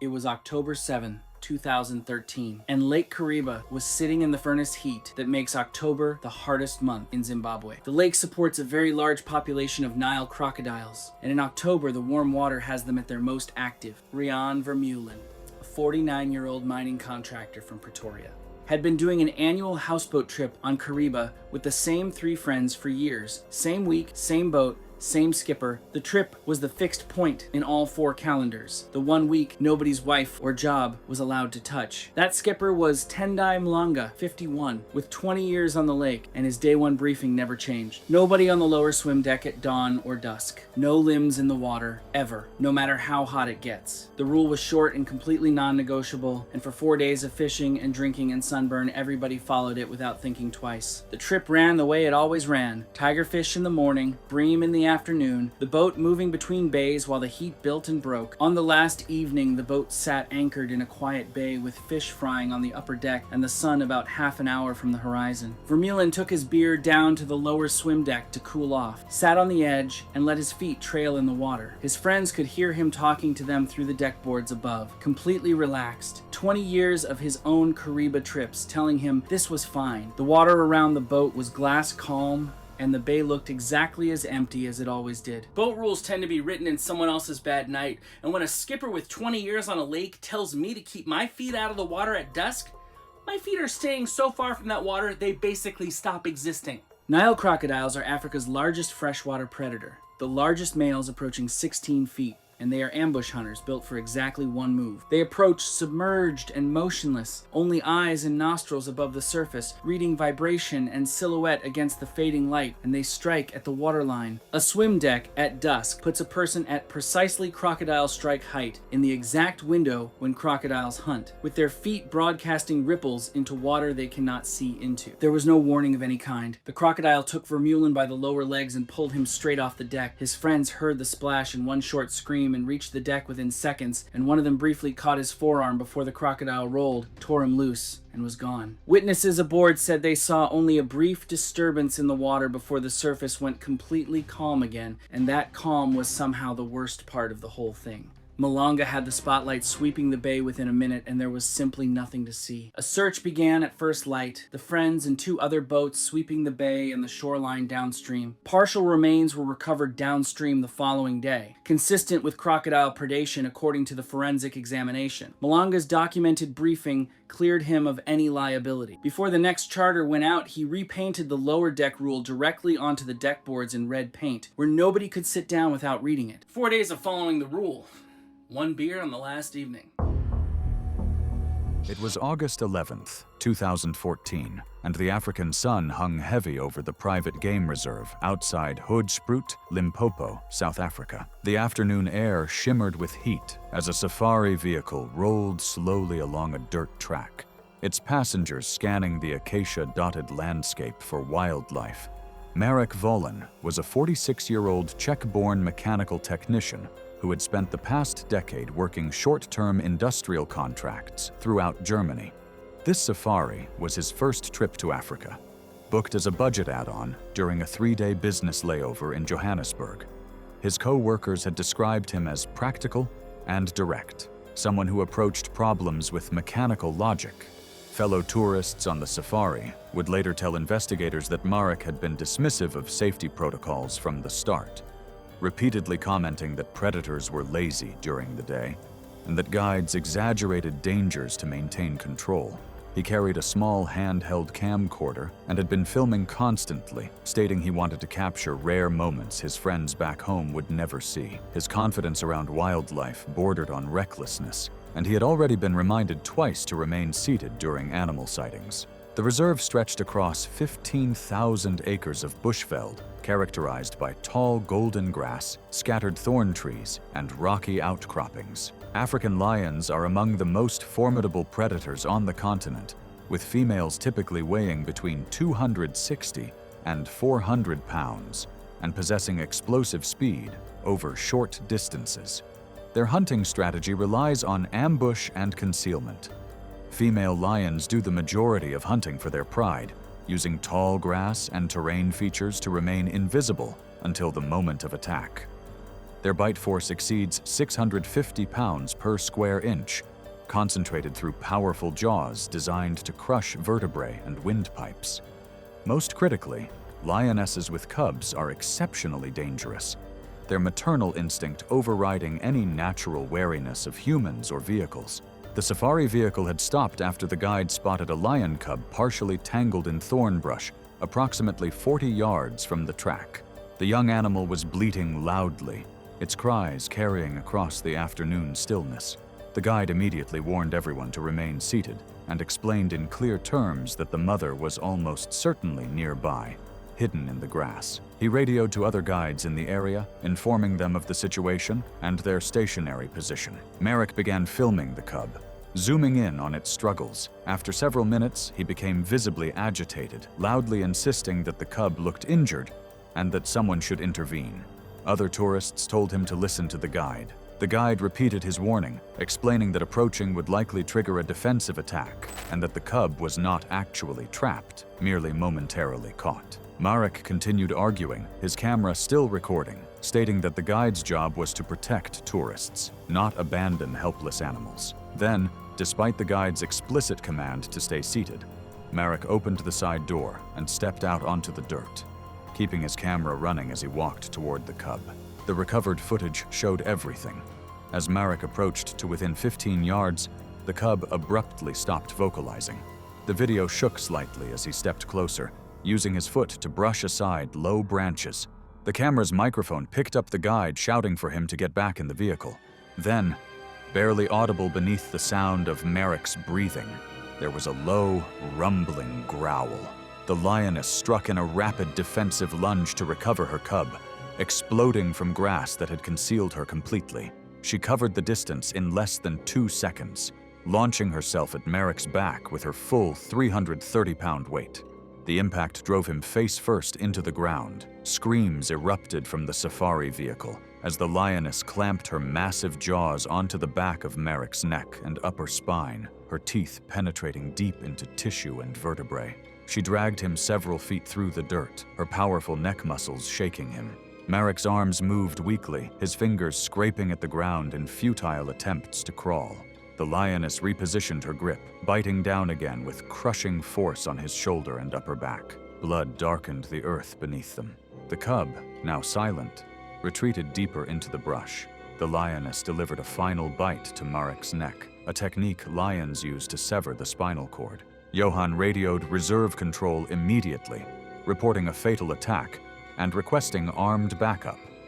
The lioness remained near the body for several minutes before slowly walking back into the tall grass, still watching the vehicle. Armed rangers arrived 18 minutes later, approaching cautiously after confirming the lioness had withdrawn to a distance. Marek Volin was pronounced dead at the scene. The coroner's report listed cause of death as massive trauma to the cervical spine and neck, with secondary injuries including puncture wounds to the upper back, shoulder, and skull.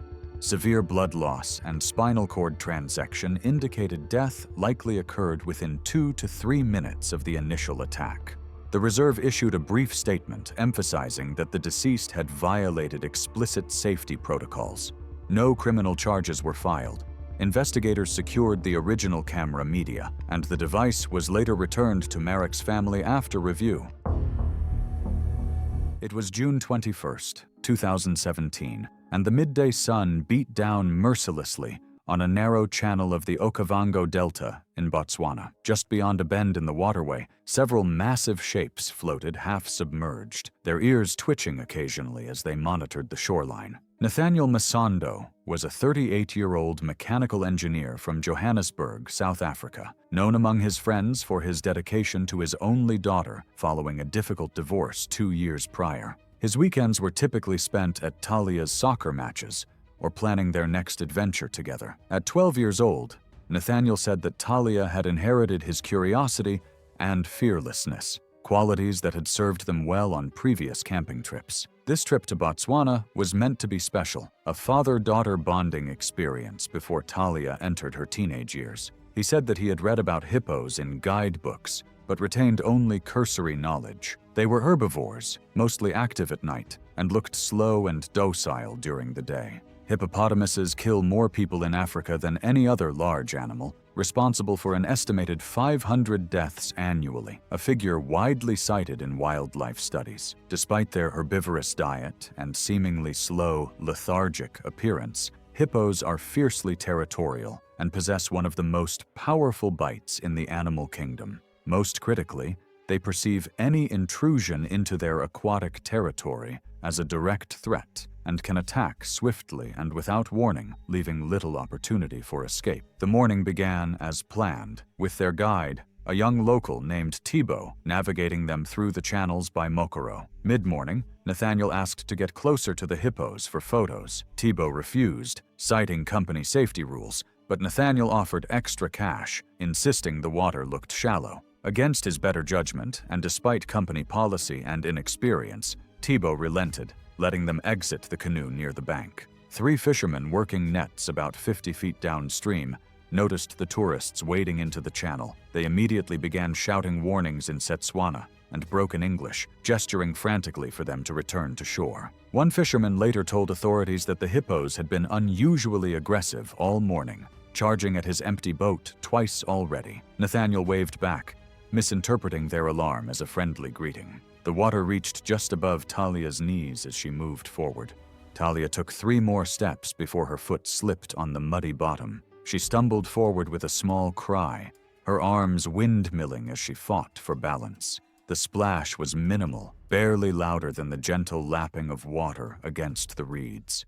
But it was enough. A large male hippo, previously submerged with only its ears and eyes visible, erupted from the water about 15 feet away. The fisherman's shouting intensified to screams. Nathaniel spun toward the sound and saw the massive animal charging directly at his daughter, its mouth opening to reveal enormous tusks. The hippo moved with shocking speed, its bulk creating a wake that knocked Talia completely off her feet before it even reached her. The impact was devastating. The hippo's head struck her torso with the mass of a multi-ton animal, the blunt force of which instantly pinned her to the muddy bottom. Nathaniel lunged toward them, shouting his daughter's name, but the hippo's rear end swung around violently, catching Nathaniel across the ribs, sending him sprawling backward into deeper water. When Nathaniel surfaced, gasping and disoriented, he saw the hippo raise its head slightly. Talia's small body remained beneath it, her bright orange life vest visible through the churned, muddy water. The animal shifted its weight, and even from several feet away, the hippo's jaws closed around Talia's shoulder and chest, crushing with incomprehensible pressure. Their guide was screaming into a radio. Nathaniel staggered forward again, heedless of danger, and grabbed Talia's arm. He pulled with desperate strength, but the hippo's weight held her fast. Another shift of the animal's massive head, and Talia's body went completely limp. Blood began spreading through the water in dark ribbons. The noise, combined with the fisherman's continued screaming, finally caused the hippo to release its grip and back away, snorting aggressively. Nathaniel hauled Talia's body against his chest and stumbled toward shore. The fisherman had radioed the main ranger station the moment the attack began. Rangers arrived by motorboat from a nearby station in under 10 minutes, their sirens and engine noise driving the remaining hippos to the far side of the channel. Medical personnel accompanying the Rangers pronounced Talia dead at the scene. The primary cause of death was determined to be traumatic asphyxiation, combined with crush injuries incompatible with life. Nathaniel suffered 3 cracked ribs and extensive bruising from the tail strike, but refused treatment until after Talia's body had been transported. 2 days later, he flew back to Johannesburg after formalities with local authorities had arranged repatriation. The tour company faced criminal charges for allowing clients to enter the water against established safety protocols, and Thibault was fired. It was October 23, 2019, and October is the pressure point of the dry season in western Zimbabwe. For months, water holes shrank and grass withered. By October, elephants followed ancient routes to remaining water, dehydrated, stressed, and highly alert after enduring weeks of worsening drought and scarce resources. Licensed walking safari guides follow strict October protocols around herds: stop, maintain distance, and never advance or redirect. The rules exist because calf season in dry October leaves almost no margin for error, something every experienced guide in the region understands. Tavanga Chahuri, 46, had spent nearly a decade working as a tracker for a licensed operator before leaving and establishing his own walking safari service. His operation was unlicensed and uninsured, marketed through informal tourism referral networks as offering the kind of access and proximity that the licensed circuit had become too careful to provide. He had been running it for 3 years before October 2019. 3 years of walks, hundreds of clients, no serious injuries. That record had become, in the way these things quietly do, both his selling point and his entire risk philosophy. 3 years without incident convinced him his judgment was enough, gradually replacing the safety framework he chose not to follow. On October 23rd, Tavanga was guiding 3 clients on foot through mixed woodland when they encountered a herd of approximately 20 elephants moving toward a waterhole. Several adult females with calves were visible at the herd's edge, a configuration that any licensed guide in the region would have recognized immediately as a stop-and-hold situation. Tavanga did not redirect the group. Based on client accounts gathered separately by investigators, he moved the party forward, closing to approximately 80 feet from the herd's near edge before stopping 3 clients. seconds. There's something about that detail that sits with me. 3 people who had followed someone into the bush on foot with no idea that none of the safety infrastructure the license framework requires had been filed or arranged for their walk. The trust they extended was the entirety of their safety system. African elephants are the largest land animals on Earth. Adult females weigh between 5,500 and 7,000 pounds and can reach 25 miles per hour in a full charge, faster than any person on foot can outrun flat ground. In encounters involving calves, particularly in the late dry season when stress levels across the herd are elevated, the behavioral threshold in adult females compresses significantly. With calves nearby, a mother elephant can charge instantly, covering 80 feet in about 3 seconds. One adult female at the herd's edge charged the group. The 3 clients scattered. Tavanga, positioned at the front and closest to the herd, was struck directly. Based on client accounts which investigators gathered separately and found broadly consistent, the elephant drove into him and carried him several feet before disengaging and returning toward the calves. That morning, no route plan had been filed and no proper emergency system was in place. The clients had to search for a signal, delaying help. By the time assistance arrived, Tavanga had lost consciousness and died before reaching the nearest clinic. The investigation confirmed his unlicensed status and found that a prior informal warning had been issued to his operation approximately 8 months before the incident without formal follow-through. He hadn't filed a route plan. Nobody knew where he was taking those 3 clients that morning. When it went wrong, the people who survived had to walk out on foot before they could even make contact with anyone. He bypassed every safeguard and approached a vulnerable calf herd.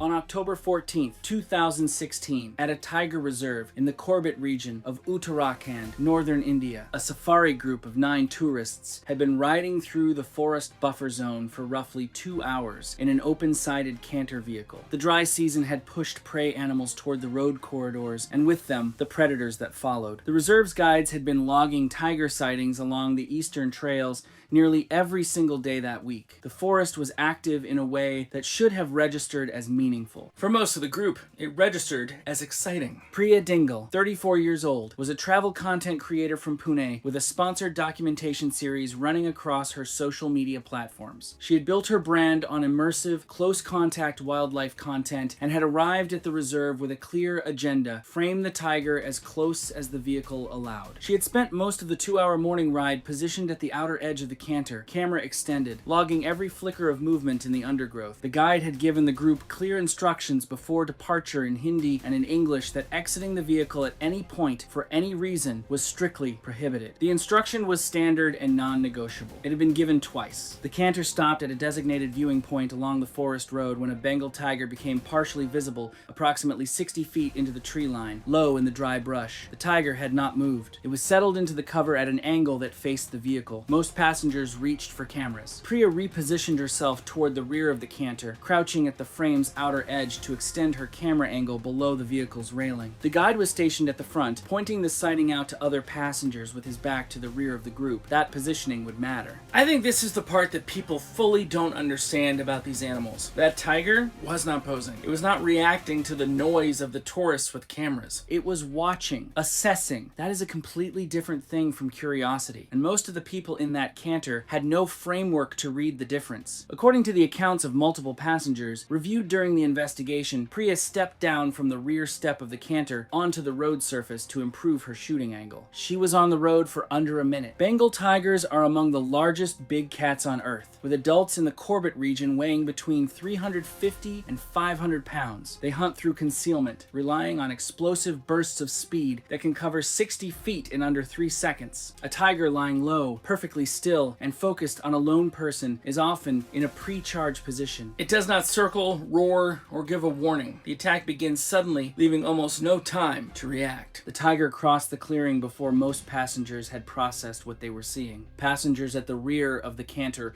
registered the movement a fraction of a second before contact. The animal struck Priya from behind with full momentum, driving her to the ground. The force of that initial impact alone caused severe trauma to her upper back and shoulder region. The tiger gripped her by the shoulder and neck area and pulled her off the road surface and into the brush line. The guide reacted immediately, shouting, using the vehicle horn, radioing for assistance, but the entire sequence, from the moment the tiger left cover to the moment Priya disappeared into the tree line, lasted only a few seconds. No physical intervention was possible in that window. Reserve response teams and Forest Department personnel arrived approximately 25 minutes later. Priya Dingle was located 40 yards inside the tree line from where she had been standing. She was pronounced dead at the scene. The investigation determined that the victim had exited the vehicle in direct violation of explicit safety instructions and that the animal had acted within documented wild predator behavior parameters. The tiger was not culled. The safari operator cooperated fully with the inquiry. The guide's conduct was reviewed and found compliant with reserve protocol at every point. 40 yards inside the tree line, the guide did everything correctly. The warning had been given. He was right there, and she was 40 yards into that forest before anyone could physically respond. That one step off the vehicle, that is the entire story. Everything that followed was already in motion the moment her foot hit the road.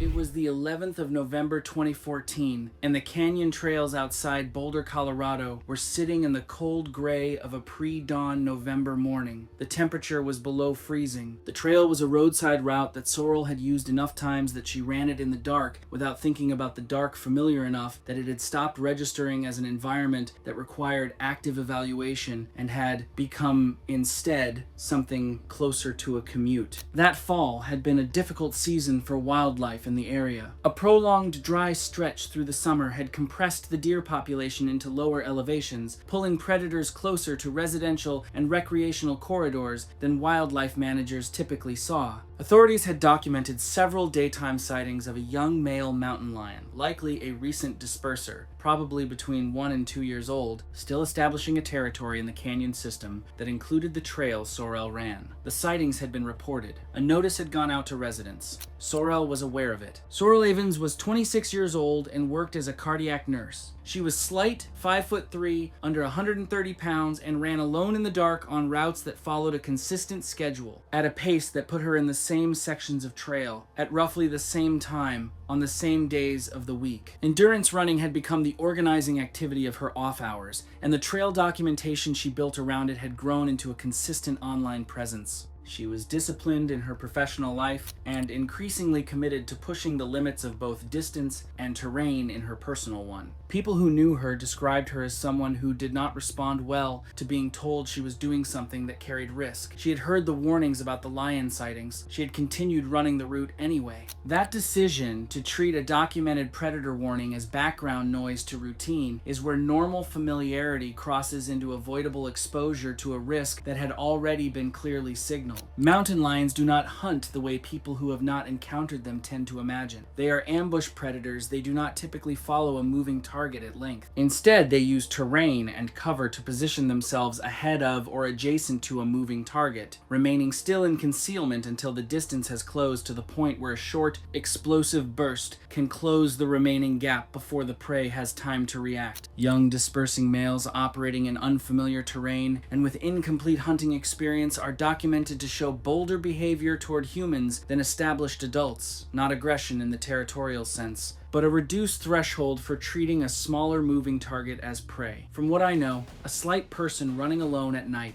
on a predictable route through canyon terrain with dense brush cover on both sides represents exactly the profile that fits within a young lion's prey recognition parameters. Sorrel stopped partway through her run to document her progress. A brief pause, a phone raised. The lion had positioned itself in the brush adjacent to the trail at some point before she reached that section, using the canyon terrain the way canyon terrain is built to be used, by something that does not want to be seen until it decides to move. The attack came within minutes of her stopping. Evidence at the scene indicated she had detected movement behind her and attempted to run toward the roadway. A young lion in unfamiliar territory does not break off that kind of pursuit. It overtook her on the trail. Passing drivers noticed signs of disturbance in the early morning light and called authorities. Her body was found farther off the path. The mountain lion had used the terrain the way the terrain was built for cover, concealment, and a target moving predictably through a fixed next route in the dark. A young, dispersing male in a drought year, in a canyon corridor where deer had been pushed lower and lion sightings had already been documented in the pre-dawn hours, with a small, isolated runner on a predictable schedule. None of those variables had to be in place for the run to feel normal. All of them were. The person running through those conditions had weighed them against the value she placed on continuing and had decided the run was worth it. It was March 12th, 2015, and the midday sun was hammering down on the Crocodile River in South Africa's Mpumalanga province. The water was brown, sluggish, and completely opaque. You couldn't see 6 inches below the surface. The banks were muddy and sloped, lined with thick vegetation hanging low over the water's edge. If you looked closely, you could see drag marks in the mud, smooth grooves where heavy bodies had slid between land and water.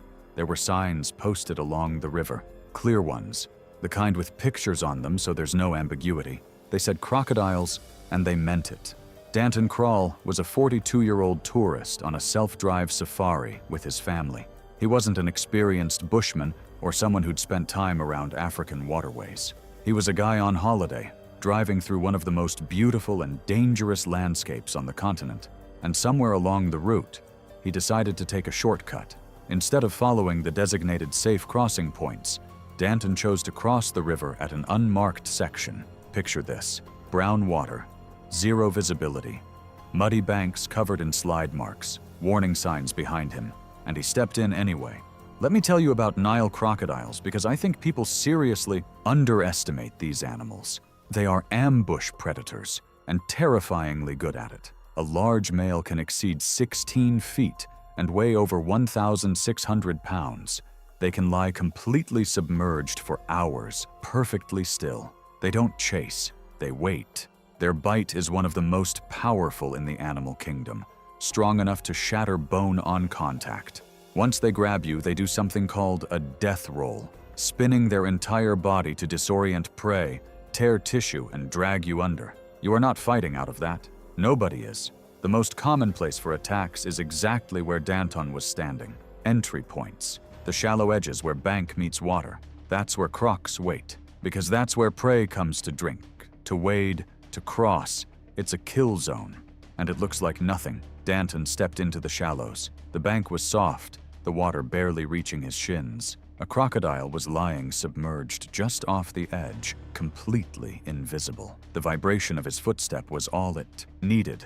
The strike came from below, explosive, instantaneous. Jaws clamped around his lower leg, teeth punching through skin and muscle and locking against bone. He lost his balance immediately. No time to pull back, no time to brace. The crocodile initiated the death roll. His body was wrenched sideways and dragged into deeper water as the animal spun, rotational force tearing through ligaments and soft tissue. Water flooded his mouth and nose as he was pulled under. He surfaced briefly, just long enough to choke on air and muddy water before being dragged down again. The croc repositioned its grip and pulled him further from the bank. Each roll drove him deeper, disoriented him further, opened new wounds. Between the injuries and repeated submersion, he had no ability to fight back or find the surface. This one genuinely haunts me. He was with his family. They were right there, and there was absolutely nothing they could do but watch the water. His family witnessed everything from the bank. Entering that water would have meant the same fate. A search operation continued for 3 days. Danton's remains were recovered downstream, submerged beneath a log system where the crocodile had cached the body. Cause of death was drowning, combined with traumatic injuries from the bite and rotational force. Rangers noted the crossing point showed clear signs of animal activity. Slide marks, disturbed mud, indicators that should have kept anyone away. The investigation found no failure on the reserve's part. Signage was present. Safe crossings were available. What I keep coming back to is how ordinary the decision seemed. A shortcut. That's it. Across a river that looked shallow and calm. And beneath it was something waiting. The story reinforced what rangers had been saying for years. The still water is the most dangerous water.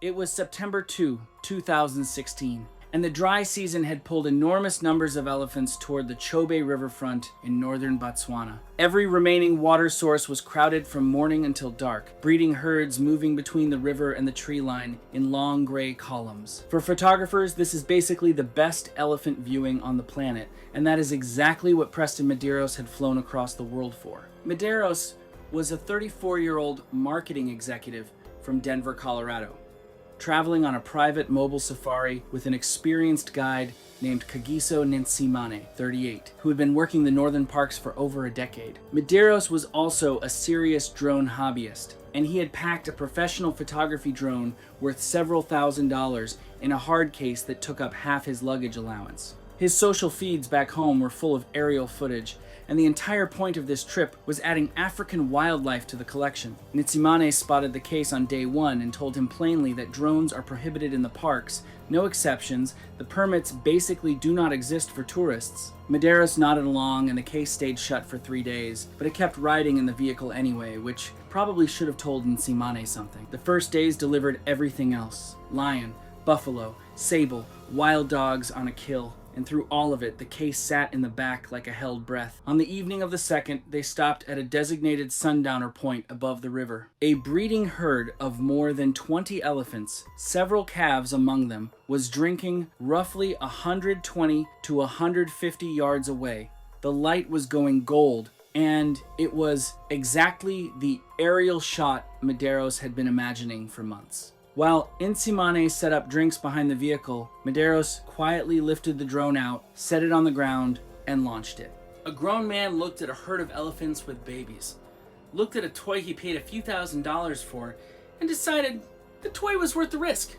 I honestly don't know what to call that except a trade. He lost. The herd reacted almost immediately. The buzzing and the movement overhead drew the attention of the adults, and within seconds, several cows had shifted around the calves and begun assessing the disturbance. Ears went out, trunks lifting to scent the air, and agitation moved through the group fast. Nitsimane heard the buzzing, came around the vehicle already shouting, and watched the drone clip a mopane branch on a low pass and spin down into the scrub about 40 to 50 yards out, roughly halfway between the vehicle and a herd that was now thoroughly agitated. Medeiros was over the side of the vehicle and walking before Nitsimane could physically stop him. He apparently said something over his shoulder about it taking 30 seconds, and those were close to the last words anyone heard from him. African elephants are the largest land animals on Earth, with breeding herds led by matriarchs whose overriding drive is the protection of calves. A charging elephant can reach 25 miles per hour, far beyond any human sprint, and warning displays may be shortened or bypassed entirely when calves are perceived to be at risk. An agitated herd that is already bunched defensively is a herd that has skipped the early steps. A person on foot near it has no margin at all. He was crouched over the wreckage when the matriarch broke from the group 40 yards, disappeared in seconds. Nitsimane shouted, laid on the vehicle horn, and brought his rifle up but could not safely intervene before impact. The angle had Medeiros directly in line with the herd. She knocked Medeiros to the ground, trampled him, and delivered at least one tusk strike before turning back toward the herd, and then she was shepherding them away with the calves tucked in the middle. The crushing chest injuries were fatal within moments, and he died at the scene before any evacuation was possible. The nearest airstrip was 40 minutes away, and it would not have mattered if it had been 4. Authorities documented the prohibited drone use and both of Nitsimane's warnings, and the guide was fully cleared. The safari operator added a written drone ban to its booking forms the same season, which tells you everything about how preventable this one was. If he had stayed in his seat and reported the crash, park staff would have likely have dealt with the drone later. And the absolute worst case scenario was flying home without his expensive, stupid toy.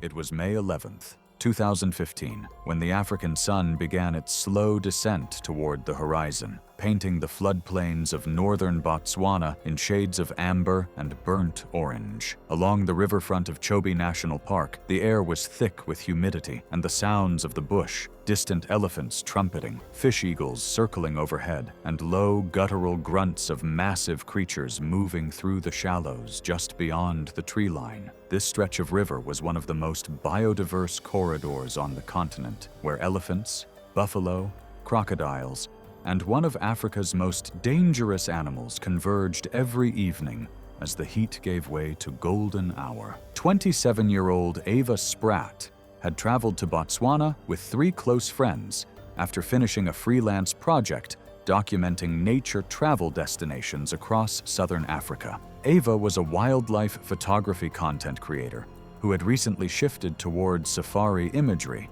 building a growing portfolio of close-range animal portraits that set her apart from the standard landscape photographers flooding the market. Her ambition was clear. She wanted shots that made the viewer feel as though they were standing face-to-face with Africa's most iconic species. That ambition had brought her here, to the edge of one of the most dangerous waterways on the continent. The group had booked a guided afternoon game drive along the riverfront, a popular excursion that followed dirt tracks running parallel to the water's edge. Their guide was experienced, a local professional who had spent years navigating these routes. He drove an open-sided 4x4 safari vehicle, elevated enough to provide safety but completely open on the sides, relying on passengers to remain seated at all times. As the afternoon wore on, the vehicle slowed near a narrow section of shoreline the guide mentioned was often used by hippos moving between the river and grazing areas at dusk, a spot known among guides as a crossing point. The guide warned the group to stay seated,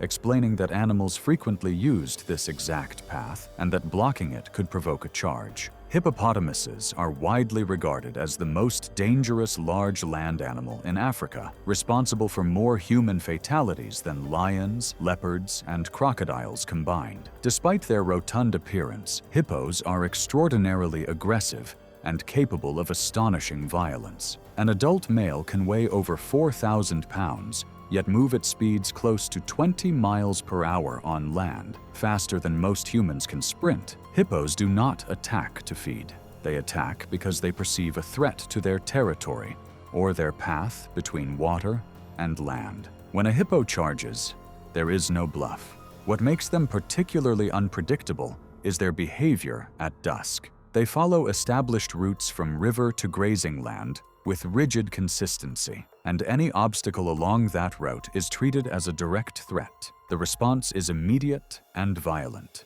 Ava spotted a large hippo partially submerged near the shore, ears twitching and nostrils flaring above the waterline.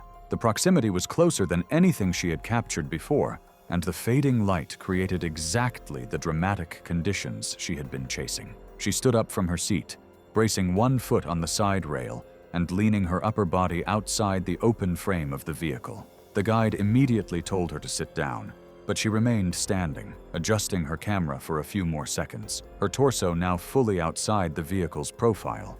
That was the fatal mistake. The hippo had been preparing to move inland along its established crossing route, the same route the vehicle was now partially blocking. When the animal registered the vehicle and the figure protruding from its side, it surged from the water with terrifying speed, charging directly toward the track. The guide slammed the accelerator, but the track sloped towards the riverbank, and the rear wheels hit loose sand churned up by previous vehicles. The tires spun briefly before catching traction, and the sudden movement threw Ava off balance while she was leaning outside the frame of the vehicle, leaving her no way to recover. She fell from the open side, hitting the ground beside the track. The charging hippo reached her within seconds. Weighing over 2 tons and moving at full speed, it struck her with its front body and knocked her to the ground, then continued forward along the crossing path, trampling her as it forced its way past the vehicle rather than stopping to attack. The impact caused devastating injuries, crushed ribs, severe chest trauma, shattered pelvic bones, and massive internal bleeding that began immediately. The hippo appeared focused on clearing the path and quickly moved back toward the shallows, disappearing into the water within moments. The guide drove forward several meters before stopping and radioing for emergency assistance. A patrol unit from the nearest checkpoint was dispatched immediately. Ava was unconscious when the response team arrived, her breathing shallow and irregular. She was transported toward the nearest medical facility outside the reserve, but died from severe internal injuries before reaching the hospital. The official report listed the cause of death as blunt force trauma, consistent with being trampled by a large animal. The investigation concluded that while the vehicle had stopped closer to the crossing route than intended, the fatal sequence was triggered by the passenger standing and leaning outside the vehicle during an active wildlife encounter. The guide was questioned during the review, but was cleared after officials determined the safety instructions had been given before the stop. The wildlife photography community responded with grief and frustration, many noting that the pressure to capture increasingly dramatic content was pushing creators into situations no photograph was worth.